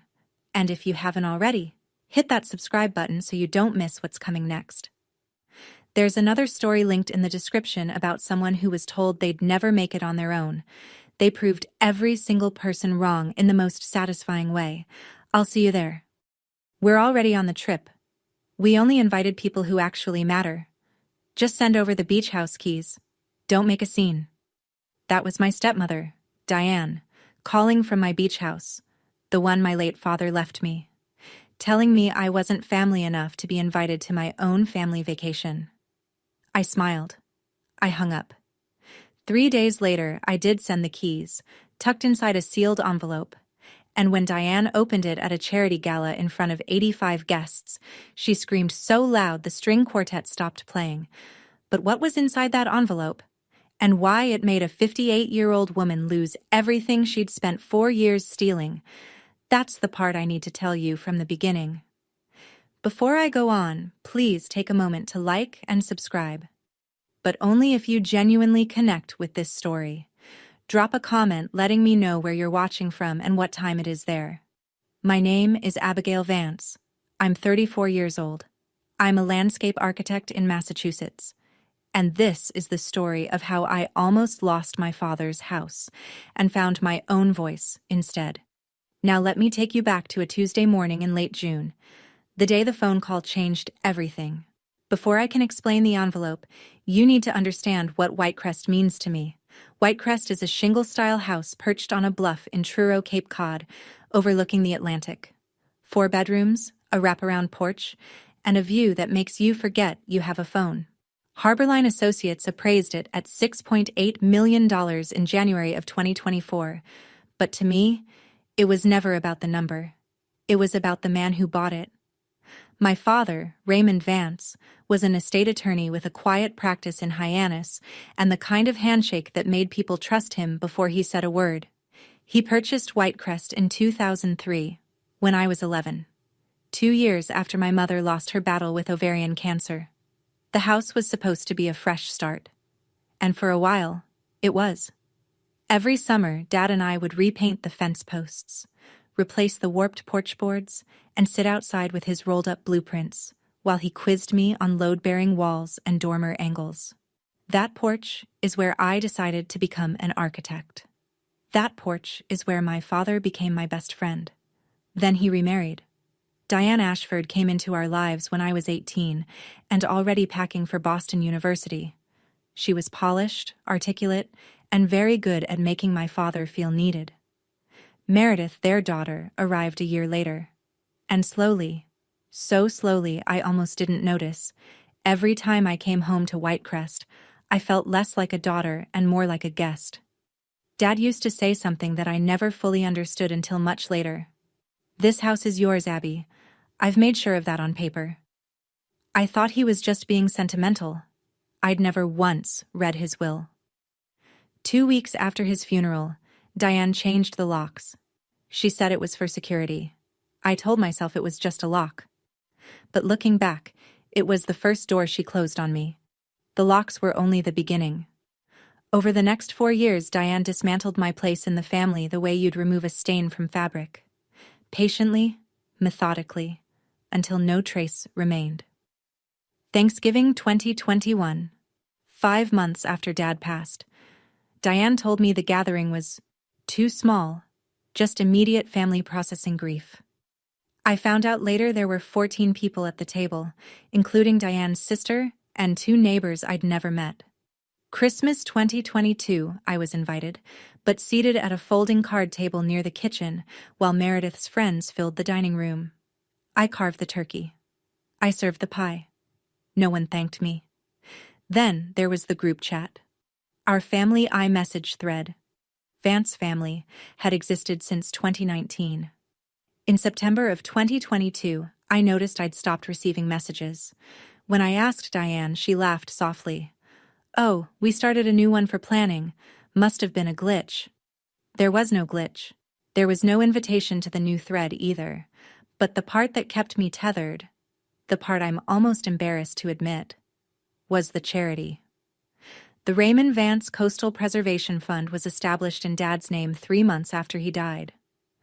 Its mission was to fund shoreline restoration along Cape Cod, something Dad had championed his entire career. I wanted to honor him, so I contributed $2,000 a month, every month, without fail. $24,000 a year. I sent the money under my own name, but when the fund's annual report came out each December, my contributions appeared under a single line, the Ashford Vance family. My name was nowhere. I was sending $24,000 a year into a fund that carried my father's name. I had no idea where that money was actually going. I wouldn't find out for another 18 months. And when I did, it changed everything. Tuesday, June 25th, 2:07 in the afternoon. I remember the time because I was staring at my desk clock, trying to talk myself out of making the call. Every summer, the Vance family spent a week at Whitecrest. Every summer, I tried to coordinate my project schedule around it. And every summer for 4 years, I'd ended up alone, uninvited, or invited too late, or told the dates had shifted. But I kept trying, because trying was all I had left of belonging. Diane picked up on the 3rd ring. I heard waves. I heard laughter. Meredith's, high and careless somewhere nearby. I heard ice clinking in a glass. "We're already on the trip," Diane said, her voice breezy, as though she were declining a telemarketer. "We only invited people who actually matter." A pause. Then lower. "Just send over the beach house keys. Don't make a scene." I didn't speak for several seconds. In the background, Meredith said something I couldn't make out, and both of them laughed. Then Diane added, almost as an afterthought, "And while we're at it, Marcus is drafting something for you to sign. It's about the house. It's time we made things official, Abigail. Your father would have wanted the whole family to share it." She hung up before I could respond. I sat in my studio with my hands flat on the desk, my chest tight, my vision slightly blurred. Then I opened my email. There it was, sent 45 minutes before the call. From Marcus Bentley, attorney at law. A voluntary quitclaim deed, transferring sole ownership of Whitecrest to the Ashford Vance Family Trust. Signature deadline, 10 days. My father's signature was in his will, leaving me that house. And someone was asking me to erase it. That's when I picked up the phone again. Not to call Diane, but to dial a number I'd saved in my contacts for 4 years and never once used. Thomas Calloway, my father's oldest friend. Thomas Calloway's office sat on a quiet side street in Hyannis, above a nautical bookshop that smelled like cedar and salt. I was there by 2 o'clock the next afternoon, June 26th, sitting across from a 61-year-old man with silver hair, reading glasses on a chain, and the kind of steady calm that told me he'd been expecting this call for a long time. "Your father asked me not to reach out first," Thomas said, sliding a manila folder across the desk. "He said you'd come when you were ready." Inside was a certified copy of Raymond Vance's last will and testament, amended March 15th, 2021, 3 months before he died. I'd been given a copy at the reading, but I'd never studied it closely. Grief does that. You file things away and tell yourself you'll read them later, and later turns into years. Thomas guided me to the section on Whitecrest. The language was unambiguous. The property was bequeathed solely to Abigail Elaine Vance, free and clear. Not marital property. Not trust eligible. Mine. Then he turned to a clause I'd never noticed. Article 14.3, the forfeiture provision. It read, in part, "Should any beneficiary or related party be proven to have misappropriated, fraudulently transferred, or misused any asset within this estate, including any charitable fund bearing the testator's name, that party's entire inheritance share shall be forfeited and redirected to the preservation fund under the executor's management." I read it twice. Then I looked at Thomas. "Your father designed this as a safety lock," he said. "He knew Diane. He didn't trust her with the finances. But he also didn't want a war before there was proof." Thomas paused, removed his glasses, and met my eyes. "I'm the executor, Abigail. I have the legal authority to activate that clause. But I need evidence. Real, documented evidence." "Your father didn't leave you unprotected," he said quietly. "He just trusted you'd find your way here when you were ready." I left that office holding a folder that felt heavier than it looked, and for the first time in 4 years the weight wasn't grief. It was possibility. Thomas made one phone call, and Nina Aldridge was in my life by Thursday morning. Nina was 37, a forensic accountant who'd spent 6 years at the Massachusetts Attorney General's office before going independent. She had a shaved undercut, tortoiseshell glasses, and a way of looking at spreadsheets the way most people look at crime scenes, with focus, patience, and a total absence of sentiment. Thomas hired her on my behalf for $8,500, which I paid out of savings. It was the most expensive thing I'd ever bought that didn't have walls. Between June 27th and June 30th, Nina pulled 3 years of financial records from the Raymond Vance Coastal Preservation Fund. What she found made me sit down. $340,000 had been dispersed under line items labeled event management fees and consulting services. The vendors listed were either non-existent or traceable to a single-shell LLC, Ashford Creative, registered in Delaware in August of 2022. The sole member of that LLC was Meredith Vance. The money flowed from the fund into Ashford Creative's account, then straight into Meredith's personal Wells Fargo checking account. 17 separate transactions over 28 months. And my $24,000 a year? Logged in the fund's donor records under the Ashford Vance family. My name. Erased. Nina compiled a 47-page report, notarized on July 7th, with copies of the LLC filing, bank transaction histories obtained legally through a subpoena Thomas secured as executor, and a 1-page summary timeline mapping every dollar to every date. "The paper trail is clean, Abigail," Nina told me, squaring the pages on her desk. "They weren't even careful. They didn't think anyone would look. $340,000. Every cent traceable. But I didn't go to the police. I didn't call Diane, because Thomas told me there was a better way. And it started with a gala invitation that had just arrived in my mailbox."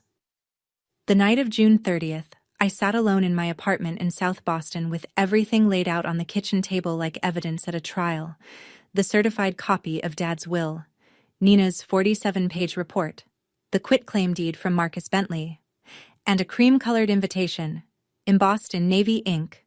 "The Raymond Vance Coastal Preservation Fund cordially invites you to our annual benefit gala. July 12th, Harborview Hotel, Edgartown, Martha's Vineyard. Cocktails at 6 p.m. Dinner and program to follow. 85 confirmed guests. The guest list read like a who's who of Cape Cod philanthropy. The president of Cape Cod 5 Bank, 2 Edgartown selectmen, 3 real estate attorneys, Margaret Hale from the Cape Cod Times, and a representative from the Massachusetts Attorney General's nonprofit division, invited by Diane herself no less, to demonstrate the fund's transparency. I picked up the framed photo of Dad from the bookshelf. He was standing on the White Crest porch, sleeves rolled, squinting into the sun, holding a paintbrush like a conductor's baton. I could almost hear him. "A house is just wood and nails, Abby, but what you build inside it, that's the legacy." At 11:47 that night, I wrote Thomas an email. "I'm not signing the quitclaim. I'll be at the gala. Let's do this the right way." He responded in 9 minutes. "Your father always said you'd know when it was time. I'll file the motion with Barnstable Probate Court on Monday. Hearing date, July 18th. I closed my laptop and looked at the table again. In 12 days, I would walk into a room where my stepmother was queen, and I would hand her an envelope that could end her reign. I had spent 4 years being the person who didn't make a scene. That era was over. I sometimes wondered whether Diane ever lay awake at night worrying that someone might look too closely. Based on what happened next, I don't think she lost a minute of sleep. On July 2nd, Meredith emailed me. The subject line was a single heart emoji. The message was not as gentle. "Mom says you haven't signed the deed yet. She's putting you on the gala guest list as a courtesy, but she really hopes you won't make this awkward for everyone. Dad would hate that. Dad would hate that." She used our dead father as a leash, and she didn't even flinch typing it. The same day, Thomas flagged something in the court filings. Marcus Bentley had filed a claim on July 1st at Barnstable Probate Court, arguing that Whitecrest was a jointly held marital asset, that because Raymond had used income earned during his marriage to Diane for property maintenance and taxes, Diane had a lawful equitable interest. It was a stretch, but it was strategic. If a judge entertained it, the case could drag on for months. Then Thomas obtained the gala's run of show from a board member he knew. The plan was surgical. After a tribute video for Raymond, Diane would take the stage to announce that the Vance family has unanimously agreed to transfer Whitecrest into the Ashford Vance Family Trust as a community coastal center. She intended to present it as a done deal, my signature already implied, in front of 85 influential witnesses. By the time the truth came out, social pressure would have cemented the narrative. But buried in that same guest list, Thomas noticed a name that made him pause. Margaret Hale, investigative reporter for the Cape Cod Times, specializing in nonprofit governance. Diane had invited her for the PR. She had no idea she'd handed us a front-row witness. "She built her own stage," Thomas said over the phone that evening, "and she doesn't know we're about to use it." The 7 days between July 3rd and July 10th were the quietest of my life, and the most deliberate. I worked with Thomas and Nina every evening after my regular project hours. We assembled the package, a certified copy of the amended will with Article 14.3 highlighted, Nina's notarized 47-page audit report, finalized and signed on July 7th, a single-page timeline summarizing every fraudulent transaction with dates and dollar amounts, and copies of the Ashford Creative LLC registration alongside the corresponding bank transfers. During the days, I kept my head down and finished what I'd started. I delivered the final restoration drawings for the Eastham Lighthouse to Gerald Whitmore, chairman of the Eastham Preservation Council, on July 8th, 2 days ahead of schedule. Gerald was 70, with sun-weathered hands and a voice like gravel wrapped in kindness. He studied my plans for a long time, then looked up. "You're the most meticulous architect I've ever worked with, Abigail," he said. "Your father would be proud." I nearly broke right there in his office. I didn't. I thanked him, shook his hand, and drove home. That night, I placed everything into a single cream-colored envelope, the same shade as the gala invitation. I slid the spare Whitecrest keys in first, then the documents. I sealed it with clear packing tape and wrote on the front, in my neatest handwriting, "For Diane Ashford Vance, as requested." She wanted the keys. They were in there, exactly as she'd demanded. But so was everything else. I didn't lose sleep those 7 days. For the first time in 4 years, I slept like someone who had stopped pretending. Pretending that silence was peace, that compliance was love, that giving everything away was the price of belonging. The envelope sat on my nightstand like a quiet grenade. In 48 hours, I'd deliver it in person. The morning of July 12th, I boarded the Steamship Authority ferry at Woods Hole with a shoulder bag containing the sealed envelope, a fully charged phone, and the Eastham Lighthouse drawings, just in case anyone at the gala needed a reminder of what I actually did for a living. The crossing to Vineyard Haven took 45 minutes. I stood on the upper deck and watched Cape Cod shrink behind me, the wind pulling at my hair, and I thought about every ferry ride I'd taken with Dad as a kid. How he'd always buy me a cranberry juice and point out the osprey nests on the channel markers. He made everything feel safe, even open water. Harbor View Hotel in Edgartown is a white clapboard landmark from 1891, all wraparound porches and widows' walks, perched on a hill above the harbor. The gala would begin at 6, cocktails on the veranda, dinner in the main ballroom. 85 guests, bank presidents, selectmen, attorneys, philanthropists, Margaret Hale with her reporter's notebook, and Victoria Marsh from the Massachusetts Attorney General's nonprofit division, who Diane had personally invited to certify the fund's credibility. Diane's stage, Diane's crowd, Diane's night. I checked in at 4, hung my navy blazer on the back of the bathroom door, and sat on the edge of the bed holding the envelope. My phone buzzed. Thomas, texting from the next ferry. "I'm 30 minutes behind you, but heads up, Marcus Bentley just filed an emergency motion to postpone the July 18th hearing. Wants 60 more days for discovery. If the judge grants it, Diane buys herself 2 months to spin this. Tonight matters more than ever." I set the phone down, looked at the envelope, and exhaled. In 2 hours, I would walk into a room full of people who believed Diane Ashford Vance was the guardian of my father's legacy, and I would show them the truth. Or lose everything trying. 6:15. The veranda was already crowded. Linen suits, sundresses, champagne flutes catching the last of the golden light over Edgartown Harbor. A string quartet played Debussy near the railing. Everything smelled like roses and salt air and money. I stepped through the French doors and Diane found me within seconds, as though she'd had someone watching the entrance. She was radiant. Cream silk dress, pearl earrings, a smile so wide and warm you'd think she'd been counting the days until she saw me. "Abigail, you made it." She kissed the air near my cheek and gripped my elbow, steering me toward the far corner of the veranda before I could greet anyone else. The moment we were out of earshot, the warmth evaporated. "Did you bring the keys?" Her voice dropped to a whisper. "Marcus has the paperwork inside. We can do this quietly during cocktails. Sign, smile, and no one needs to know the details." I held her gaze. "I brought the keys, Diane. You'll get them tonight." Something flickered behind her eyes. Relief? Maybe, or triumph. She squeezed my arm. "Good girl." She walked away, and within a minute Meredith materialized beside a group of guests near the bar, champagne in hand, gesturing toward me with a smile. "Abigail is such a sweetheart. She's going to help us turn Whitecrest into something the whole community can enjoy." I didn't correct her. Not yet.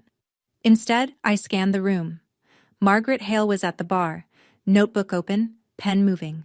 Victoria Marsh, mid-40s, dark blazer, no champagne, was talking to the Cape Cod 5 president near the hydrangeas. And behind the ballroom's side door, I could see Diane testing the microphone on the stage, leaning toward the event coordinator. "After the tribute video, I'll make the announcement about Whitecrest. Keep the lights on me." Thomas arrived at 6:40, caught my eye from the entrance, and gave a single, quiet nod. "Don't embarrass yourself tonight, Abigail," Diane had whispered to me in that corner. "You're here because I allowed it. Remember that." I remembered. I would remember it for the rest of the evening. At 7:30, the ballroom lights dimmed, and 85 people turned their chairs toward the projection screen. The tribute video ran 4 minutes. It opened with a photograph of my father standing in front of the Barnstable Courthouse in 1998. young and sharp-jawed, briefcase in hand. Then came images of him at Whitecrest, painting the fence, standing on the bluff, shaking hands at a groundbreaking ceremony for a dune restoration project. My father's voice, pulled from a recorded speech, filled the room. The coastline doesn't belong to any of us, we're just its caretakers. I watched for myself in that video. I appeared once. A blurry shape in the background of a family photo from 2017, half cut by the frame. Diane and Meredith, by contrast, filled nearly every other image. Diane at Raymond's side, at Galos. Meredith as a toddler on the Whitecrest porch. A family I barely recognized, built from photographs I'd never been invited to take. When the video ended, Diane rose and walked to the stage as though stepping into a spotlight designed specifically for her. Her voice trembled. Perfectly calibrated, just enough emotion to sound authentic without losing composure. Raymond's dream was always that Whitecrest would serve a greater purpose, she said, one hand on her heart. And tonight, I'm proud to announce that our family, united, has decided to transfer the property into the Ashford Vance Family Trust to become a coastal preservation center open to the public. Applause filled the room. Margaret Hale looked up from her notes. Victoria Marsh nodded approvingly. Then Diane turned, found me at table 4, and extended her hand like a queen summoning a subject. Abigail, sweetheart, would you like to come up and say a few words? We have the paperwork ready. This is your father's legacy, after all. 85 pairs of eyes turned to me. The room was silent except for the faint clink of a glass somewhere near the back. I stood up. I picked up the envelope from beside my plate, and I walked toward the stage. Diane was smiling. The kind of smile that says I've already won. She had no idea that the envelope in my hand wasn't a surrender. The stage was small, just a riser with a podium and a single microphone, but it felt enormous.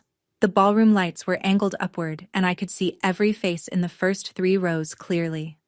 Benefactors, select men, Margaret Hale with her pen frozen mid-word. Diane stood beside me, still smiling, her hand resting lightly on my shoulder as though presenting a gift. I leaned into the microphone. "Thank you, Diane, for that beautiful tribute," I said. My voice was steady, steadier than I expected. My father loved Whitecrest more than any place on earth, and he was very, very specific about what he wanted for it. I paused.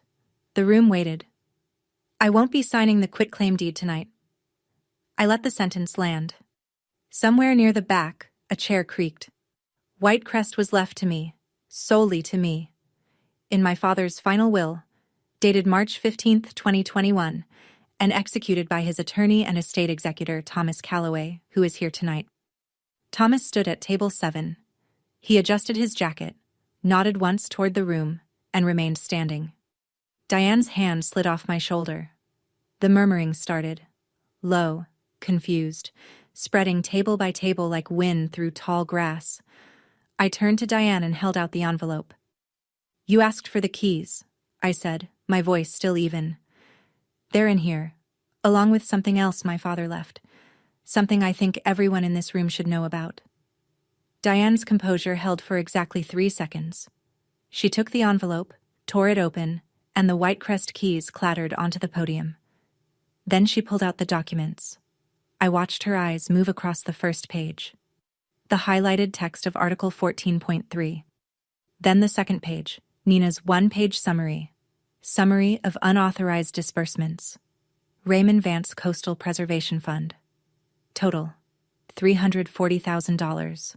The color left her face in stages like a tide retreating from sand. But Diane didn't crumble. She straightened her spine and turned to the room. "This is absurd," she said, her voice pitching upward. "Abigail is clearly acting out of grief. Marcus, tell them." She scanned the ballroom for Marcus Bentley. He was already standing at table 2, jaw tight, saying nothing. Thomas was already walking toward the stage before Diane finished her sentence.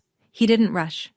He climbed the riser with the careful, deliberate posture of a man who had spent 40 years standing in front of judges, and when he reached the microphone, he spoke the way my father used to, like every word had been weighed in advance. "My name is Thomas Calloway. I served as Raymond Vance's personal attorney for 23 years, and I am the court-appointed executor of his estate. He paused, letting the credentials settle. The will is unambiguous. Whitecrest belongs to Abigail Vance. It has never been subject to any family trust, marital claim, or shared arrangement. He turned a page in the folder he'd carried to the stage. Article 14.3 of the will contains a forfeiture clause, drafted by Raymond himself, which states that any beneficiary or related party proven to have misappropriated funds from the estate, including the charitable fund bearing his name, forfeits their entire inheritance. Then came the numbers. Ashford Creative LLC, registered in Delaware, August 2022. Sole member, Meredith Vance. Thomas read each fact as though reading a court filing. 17 separate transactions over 28 months, $340,000 dispersed as consulting and event management fees to a company with no employees, no office address, no tax filings, and no documented deliverables. Meredith shot to her feet at table 3, face flushed. That's my consulting company. I did real work. Thomas didn't raise his voice. The LLC has produced no invoices, no contracts, and no evidence of services rendered. The funds transferred directly to your personal bank account. Silence. Absolute ringing silence filled the ballroom. Victoria Marsh, the AG representative, set her glass on the table, pulled out her phone, and stepped toward the corridor. Margaret Hale's voice recorder had been running for 5 minutes already, its small red light glowing beside her napkin. And Marcus Bentley stood, adjusted his tie, and said quietly to Diane, "I need to speak with my client privately." Then he walked out of the ballroom without looking back. Marcus walked out, and with him walked the last person willing to defend Diane Ashford Vance in a room full of witnesses. What happened next is something I've replayed in my mind more times than I can count, not because it felt good, because it felt irreversible. Diane stood at the podium, alone now, the microphone still live. The room was so quiet I could hear the harbor bell outside. She gripped the edge of the podium with both hands and did the one thing she should not have done. She kept talking. "Raymond would be ashamed of you, Abigail." Her voice cracked, but not from grief, from rage.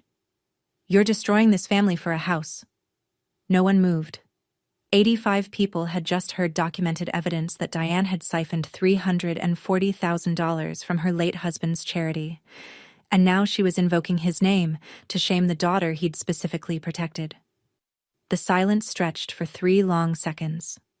Then Gerald Whitmore, the man who'd called my lighthouse restoration work meticulous, the chairman of the Eastham Preservation Council, stood up at table 5.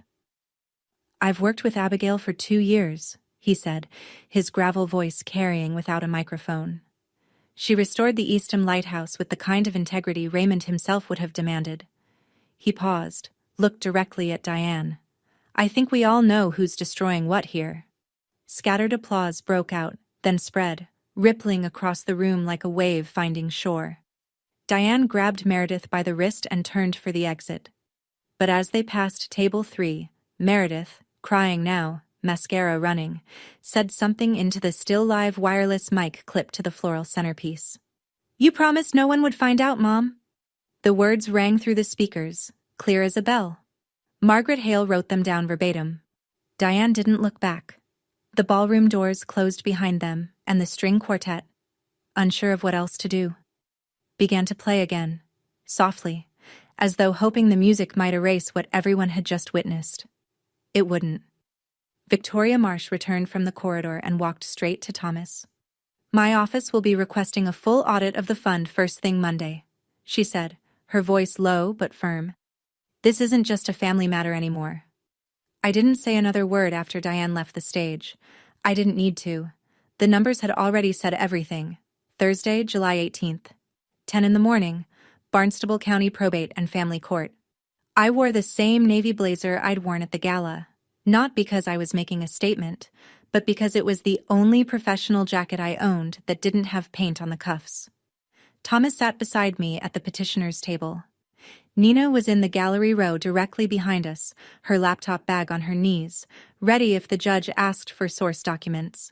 Diane sat on the opposite side with a new attorney, a gray-haired woman from a Hyannis firm I didn't recognize. Marcus Bentley had formally withdrawn from the case on July 15th, citing irreconcilable differences in legal strategy.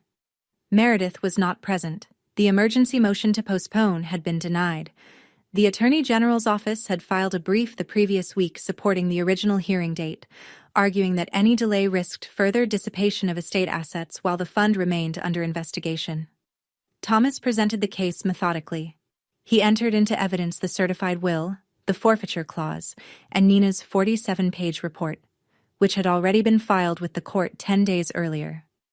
Diane's new attorney challenged the standing of the forfeiture provision, arguing it was unusually punitive. Judge Eleanor Garrett listened, reviewed the will's language for several minutes, then removed her glasses. The decedent's intent was clear, she said. His language was precise, and the evidence of misappropriation is unambiguous.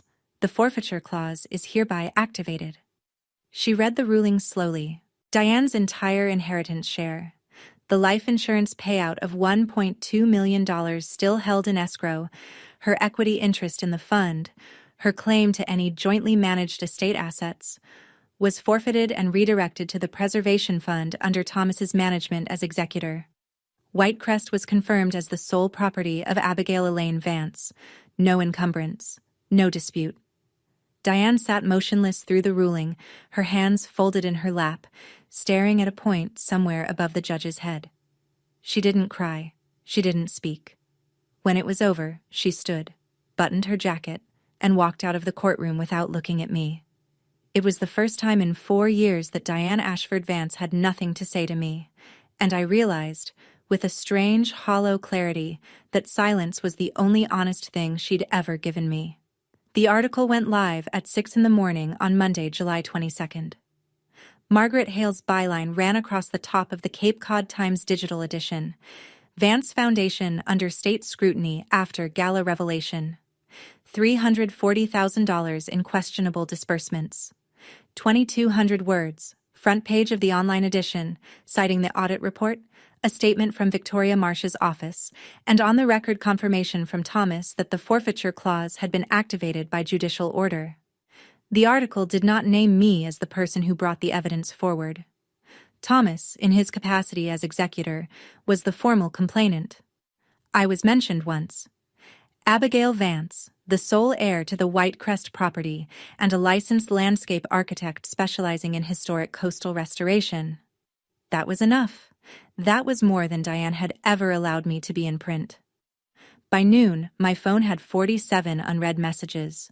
Friends, former classmates, colleagues, people I hadn't heard from in years, reaching out with some version of I had no idea, or I always thought something was off.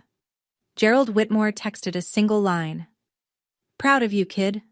The institutional fallout was immediate. Cape Cod 5 announced the suspension of its $50,000 annual grant to the fund, pending the outcome of the Attorney General's review. 2 individual donors, both gala attendees, withdrew pledges totaling $35,000. Diane posted a Facebook status that evening. My family is going through a difficult time. I ask for privacy. It received 12 likes and 43 comments, most of which were questions she didn't answer. Later that week, Margaret Hale called me, not for a follow-up quote, for something else entirely. I'd heard rumors about that fund for 18 months, she said, but no one would go on the record. No one would confirm anything. You didn't just save your house, Abigail.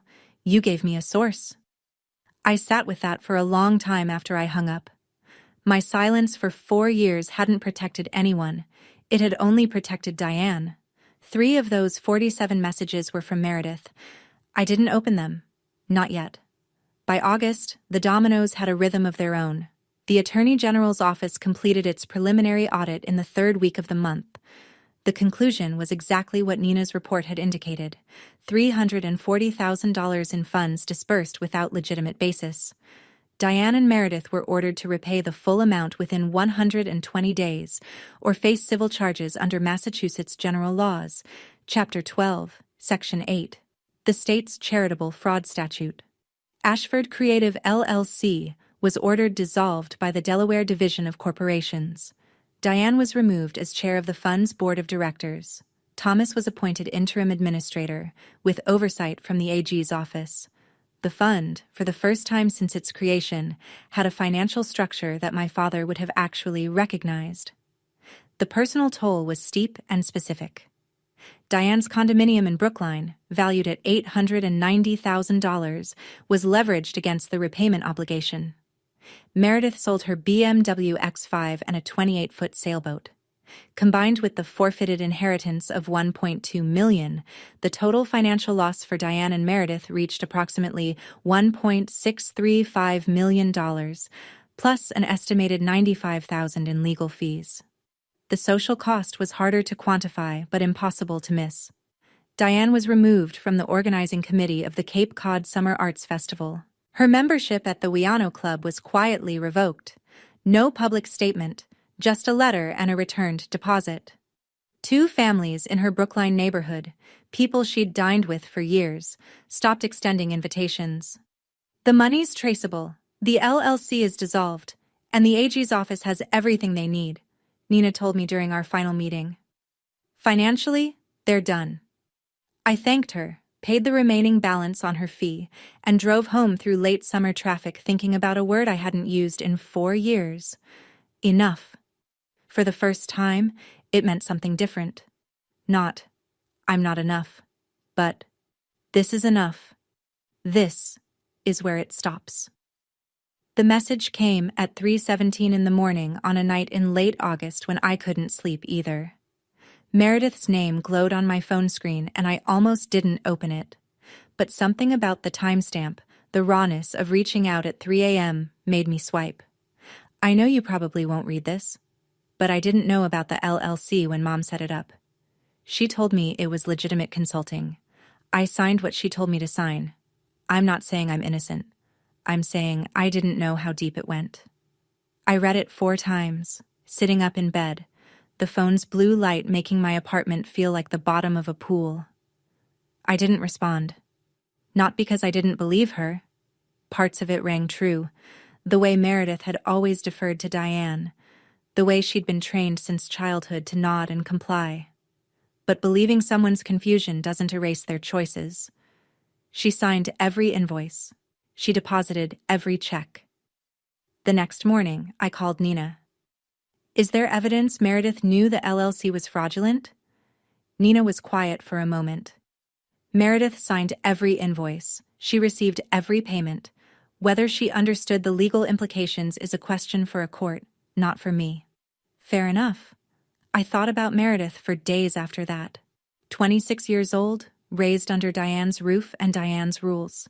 Never taught to question, never required to earn. If I'd grown up in that house instead of on the White Crest porch with Dad, would I be different? I didn't know. But I knew that understanding someone's circumstances didn't mean accepting what they'd done with them. Have you ever had someone in your life who hurt you? Not out of malice, maybe, but out of weakness? Someone you couldn't quite hate and couldn't quite forgive? I'd love to hear how you handled it. Share in the comments. I didn't respond to Meredith that night, but I saved her message. I had a feeling I'd need to read it again, when I was ready to decide what kind of sister I wanted to be. September arrived the way it always does on Cape Cod, with a sharpening of the light and a thinning of the crowds, and for the first time, the season felt like mine. Gerald Whitmore invited me to join the Eastham Preservation Council as an architectural advisor.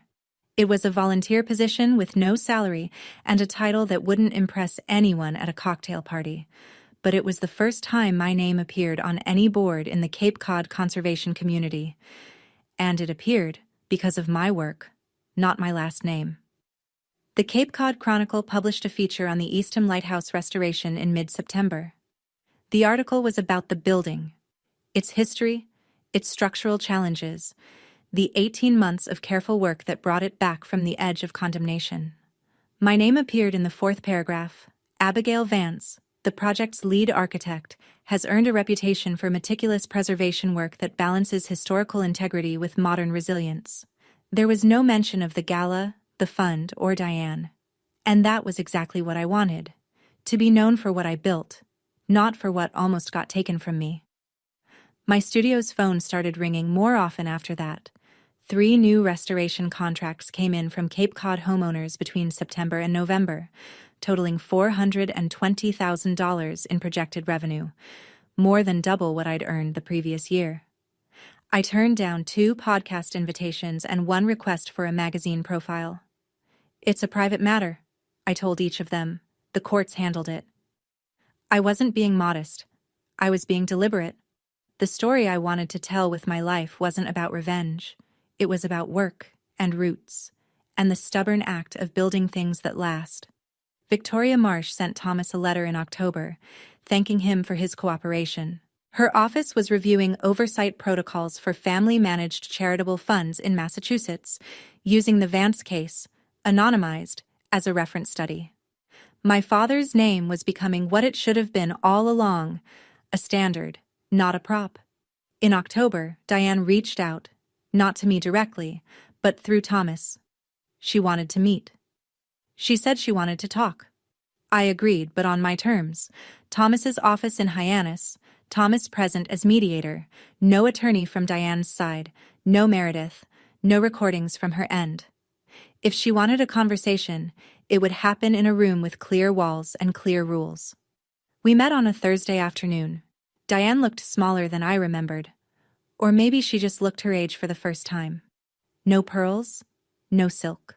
A gray cardigan buttoned to the collar, her hands wrapped around a paper coffee cup she never drank from. She cried. I expected that. She said, "I only wanted to protect what Raymond built." I'd expected that too.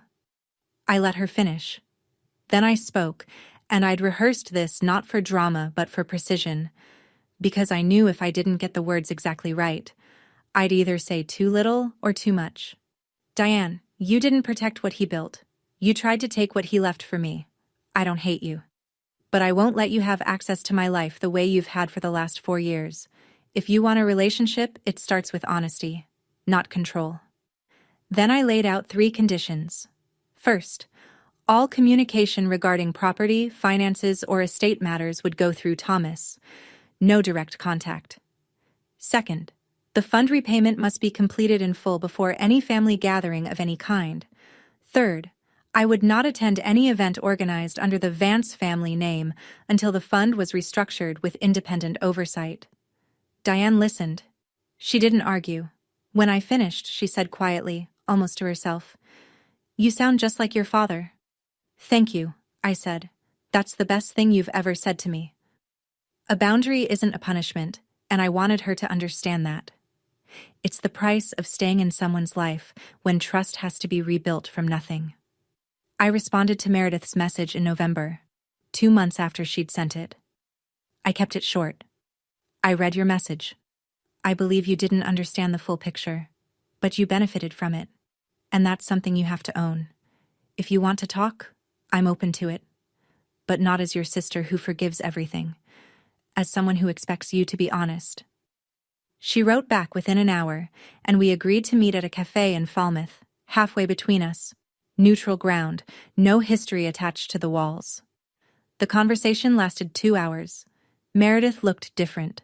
Thinner, no makeup, her nails bitten short. She held her coffee with both hands like she was cold, even though the cafe was warm. She talked more honestly than I'd ever heard her talk about anything. "Mom always told me what to think," she said. "I never questioned it. That's not an excuse. It's something I have to fix." I didn't disagree, and I didn't rush to reassure her, the way I might have a year ago. Instead, I told her the truth as I saw it. "We can build something new, Meredith, but it has to be built on things we actually choose, not on things Mom decided for us." She nodded. I suggested she start seeing a therapist, not as a condition, but as a starting point. I gave her a name. "This isn't for me," I said. "This is for you." Then, near the end, Meredith told me something I'd never known. 2 weeks before Dad died, he called her. She was 22 then, still living at home. He said, "Take care of your sister, Mare. She's going to need you." Meredith's voice broke. "I failed him. I failed both of you. I reached across the table and held her hand. The first time in 4 years I'd touched my sister without a wall between us. I didn't forgive her that day. But I opened a door. What she does with it is up to her. I drove to Whitecrest at the end of November, when the Cape was empty and the wind had teeth. The locksmith met me at 9 in the morning. I watched him change every lock on every door. Front, back, side porch, the basement hatch Dad used to call the submarine entrance. When he handed me the new keys, I held them in my palm and felt their weight the way you feel the weight of something you thought you'd lost forever. I hadn't set foot inside in 4 years. The house was intact but neglected in the way that only apathy can produce. The porch boards I'd replaced with Dad in the summer of 2018 were warped from moisture. The fence posts we'd painted together were peeling down to bare wood. The garden my mother had planted before I was born, the one Dad kept alive for 2 decades, had gone to thistle and crabgrass. Diane hadn't maintained any of it. She'd used the house the way she'd used everything, as a set piece, not a home. I hired a small crew from Truro. And then I did something I hadn't done since I was 17. I picked up a brush and started painting the fence myself. It took 3 days. My shoulders ached, my hands blistered and then calloused. And on the 3rd evening, while pulling up a rotted plank on the porch, I found a wooden box wedged under the floorboards. A cigar box, weathered but sealed with packing tape. Inside was a handwritten letter, dated March 10th, 2021. 5 days before Dad amended his will, 3 months before he died. Abby, if you're reading this, it means you've found your way back. I knew you would. The house is yours. Not because it's valuable, but because you're the only one who understands what it means. Don't let anyone tell you what your legacy should be. Build it yourself. Love, Dad. I sat on the porch where he used to sit, holding his letter in his handwriting, and I cried for the first time since the funeral. Not because I was sad, because he'd known.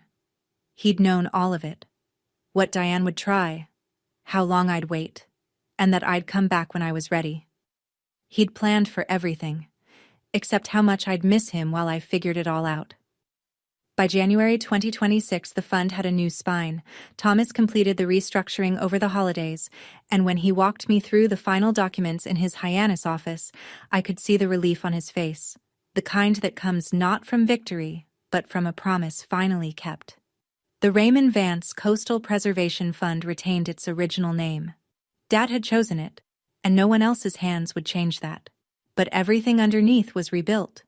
Gerald Whitmore was installed as the new board chair, bringing with him 40 years of nonprofit governance and a zero-tolerance policy for undocumented disbursements. Nina Aldridge agreed to serve as part-time treasurer on a transparent, contracted basis. The fund's first-ever financial officer with actual forensic credentials. And the Attorney General's office mandated an independent audit every 12 months, conducted by a rotating external firm. Cape Cod 5 reinstated its $50,000 annual grant, contingent on the new audit provisions, a condition the bank had never imposed before, and one that Thomas welcomed without hesitation. Accountability, he told me, isn't a burden. It's a foundation. Then came the part that surprised even Thomas. I decided to convert Whitecrest's ground floor into a summer residency program for architecture students. 4 fellows, 6 weeks, working on real preservation projects along the Outer Cape under professional mentorship. I called it the Vance Fellowship. The first cohort would arrive in June. I kept the second floor as private space. A bedroom, a drafting table by the window, the porch where Dad's letter had waited under the floorboards. That wasn't a sacrifice. It was a design choice. The same kind Dad had taught me to make. How to share a building without losing the room that matters most. My father left me a house. I told Thomas the day we signed the fellowship's charter. I'm turning it into a school. I think he'd like that. Thomas smiled, the first real, unguarded smile I'd seen from him in 7 months. He'd like it very much, he said, but he'd still want you to repaint that fence every summer. I laughed. It was the first time I'd laughed about Dad without it hurting. June 2026. 1 year to the week since Diane's phone call. I stood on the Whitecrest porch with a mug of coffee, watching 4 architecture students from 3 different universities measure fence posts in the early morning light. They were arguing about joist spacing, the kind of argument Dad would have loved, the kind he used to settle by handing you a level and saying, "Don't guess. Measure." My studio in South Boston now had 2 employees, Kara, a structural drafting specialist, and Leo, a recent graduate from Wentworth who reminded me of myself at 23, all precision and quiet stubbornness. Annual revenue for 2025 had come in at $680,000, up from $310,000 the year before. I'd signed a contract in April to restore a historic church in Provincetown, the kind of project that would have made Dad pull out a chair and ask me to walk him through every elevation. Meredith and I saw each other once a month. We weren't close, not the way sisters in movies are close, but we were honest, which was better. She'd been in therapy since December. In March, she was hired as an events coordinator at a Boston nonprofit that matched low-income families with housing assistance. It was the first job she'd ever gotten without Diane's name on the application. When she told me about it over coffee, her eyes were bright in a way I'd never seen before. Not the brightness of performance, but of someone discovering, for the first time, that they could stand on their own. Diane had repaid $280,000 of the $340,000 she owed. The remaining $60,000 was on a court-approved installment plan. She did not come to Whitecrest. I did not invite her. Neither of us pretended that was temporary.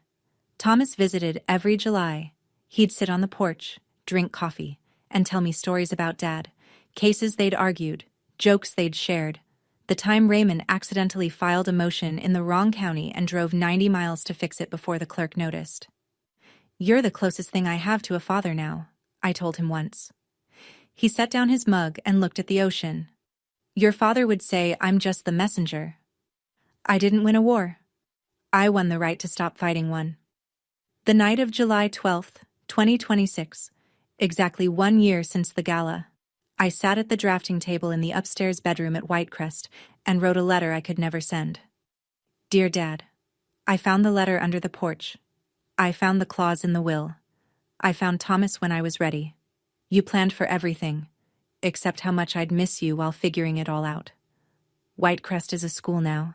There are kids here learning to measure joists the way you taught me. They don't know your name yet, but they will. One of them, a girl from Springfield who's never seen the ocean before this summer, asked me yesterday why the porch faces east instead of south. I told her what you told me.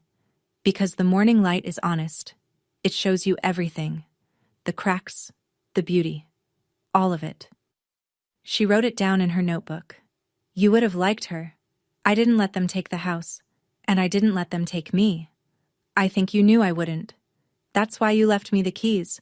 Not just to the door, but to the choice. Meredith is trying. I don't know if she'll make it all the way, but she's walking in the right direction, and I think that matters. You asked her to take care of me. She didn't. But maybe I can take care of the space between us until she's strong enough to meet me in it. I love you. I miss your handwriting and your terrible coffee, and the way you hummed when you were reading contracts. Abby." I folded the letter, walked downstairs, and placed it inside the cigar box under the porch, next to his. The next morning, I woke early and walked to the beach. The tide was out, the sand firm and cold, the sky the color of unfinished steel. I walked for a long time without thinking about Diane, or the gala, or the courtroom, or any of it. I just walked. And the ocean did what it always does, kept going, indifferent and enormous and exactly where it was supposed to be. The horizon didn't look different, but I did. Back in Boston, I reorganized my studio on a Sunday afternoon in mid-July. The kind of quiet, methodical work that calms me the way other people are calmed by music. I hung 3 things on the wall behind my drafting table. The first was a framed copy of the opening page of Dad's will. Not the forfeiture clause, not the property section, but the preamble, where he'd written in his own hand, "I leave these things not as possessions, but as responsibilities. May they be carried with integrity." The second was a photograph of the Eastham Lighthouse after restoration, taken from the bluff at sunset. Proof that broken things can be made whole if someone cares enough to learn how. The third was the charter for the Vance Fellowship, signed by its first 4 students in June, their names written in careful block letters like a kind of promise. That evening, I wrote Thomas an email.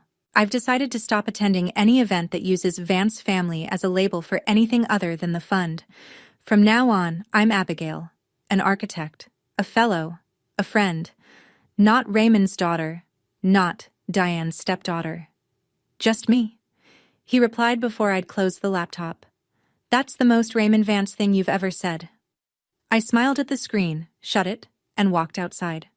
South Boston in July is loud and bright and unapologetic, car horns and laughter and someone grilling on a rooftop 3 buildings over. I stood on the sidewalk and let the city move around me for a minute, feeling something I didn't have a clean word for. Not happiness, exactly. Not relief. Something more like alignment. The sense that the life I was living and the person I was had finally caught up to each other. I used to think legacy was something you inherited. Now I know it's something you build. One boundary, one blueprint, one honest choice at a time. That's my story. If any part of it felt familiar, the silence, the pressure, the moment you realized you deserved better, I hope this gives you permission to protect yourself the way my father protected me. Not with anger, but with preparation and principle. If this story stayed with you, please hit like and subscribe. And check the description below. There's another story there about someone who was told they'd never be enough. They proved everyone wrong. I think you'll want to hear it. Thank you for listening. Take care of yourselves and your boundaries.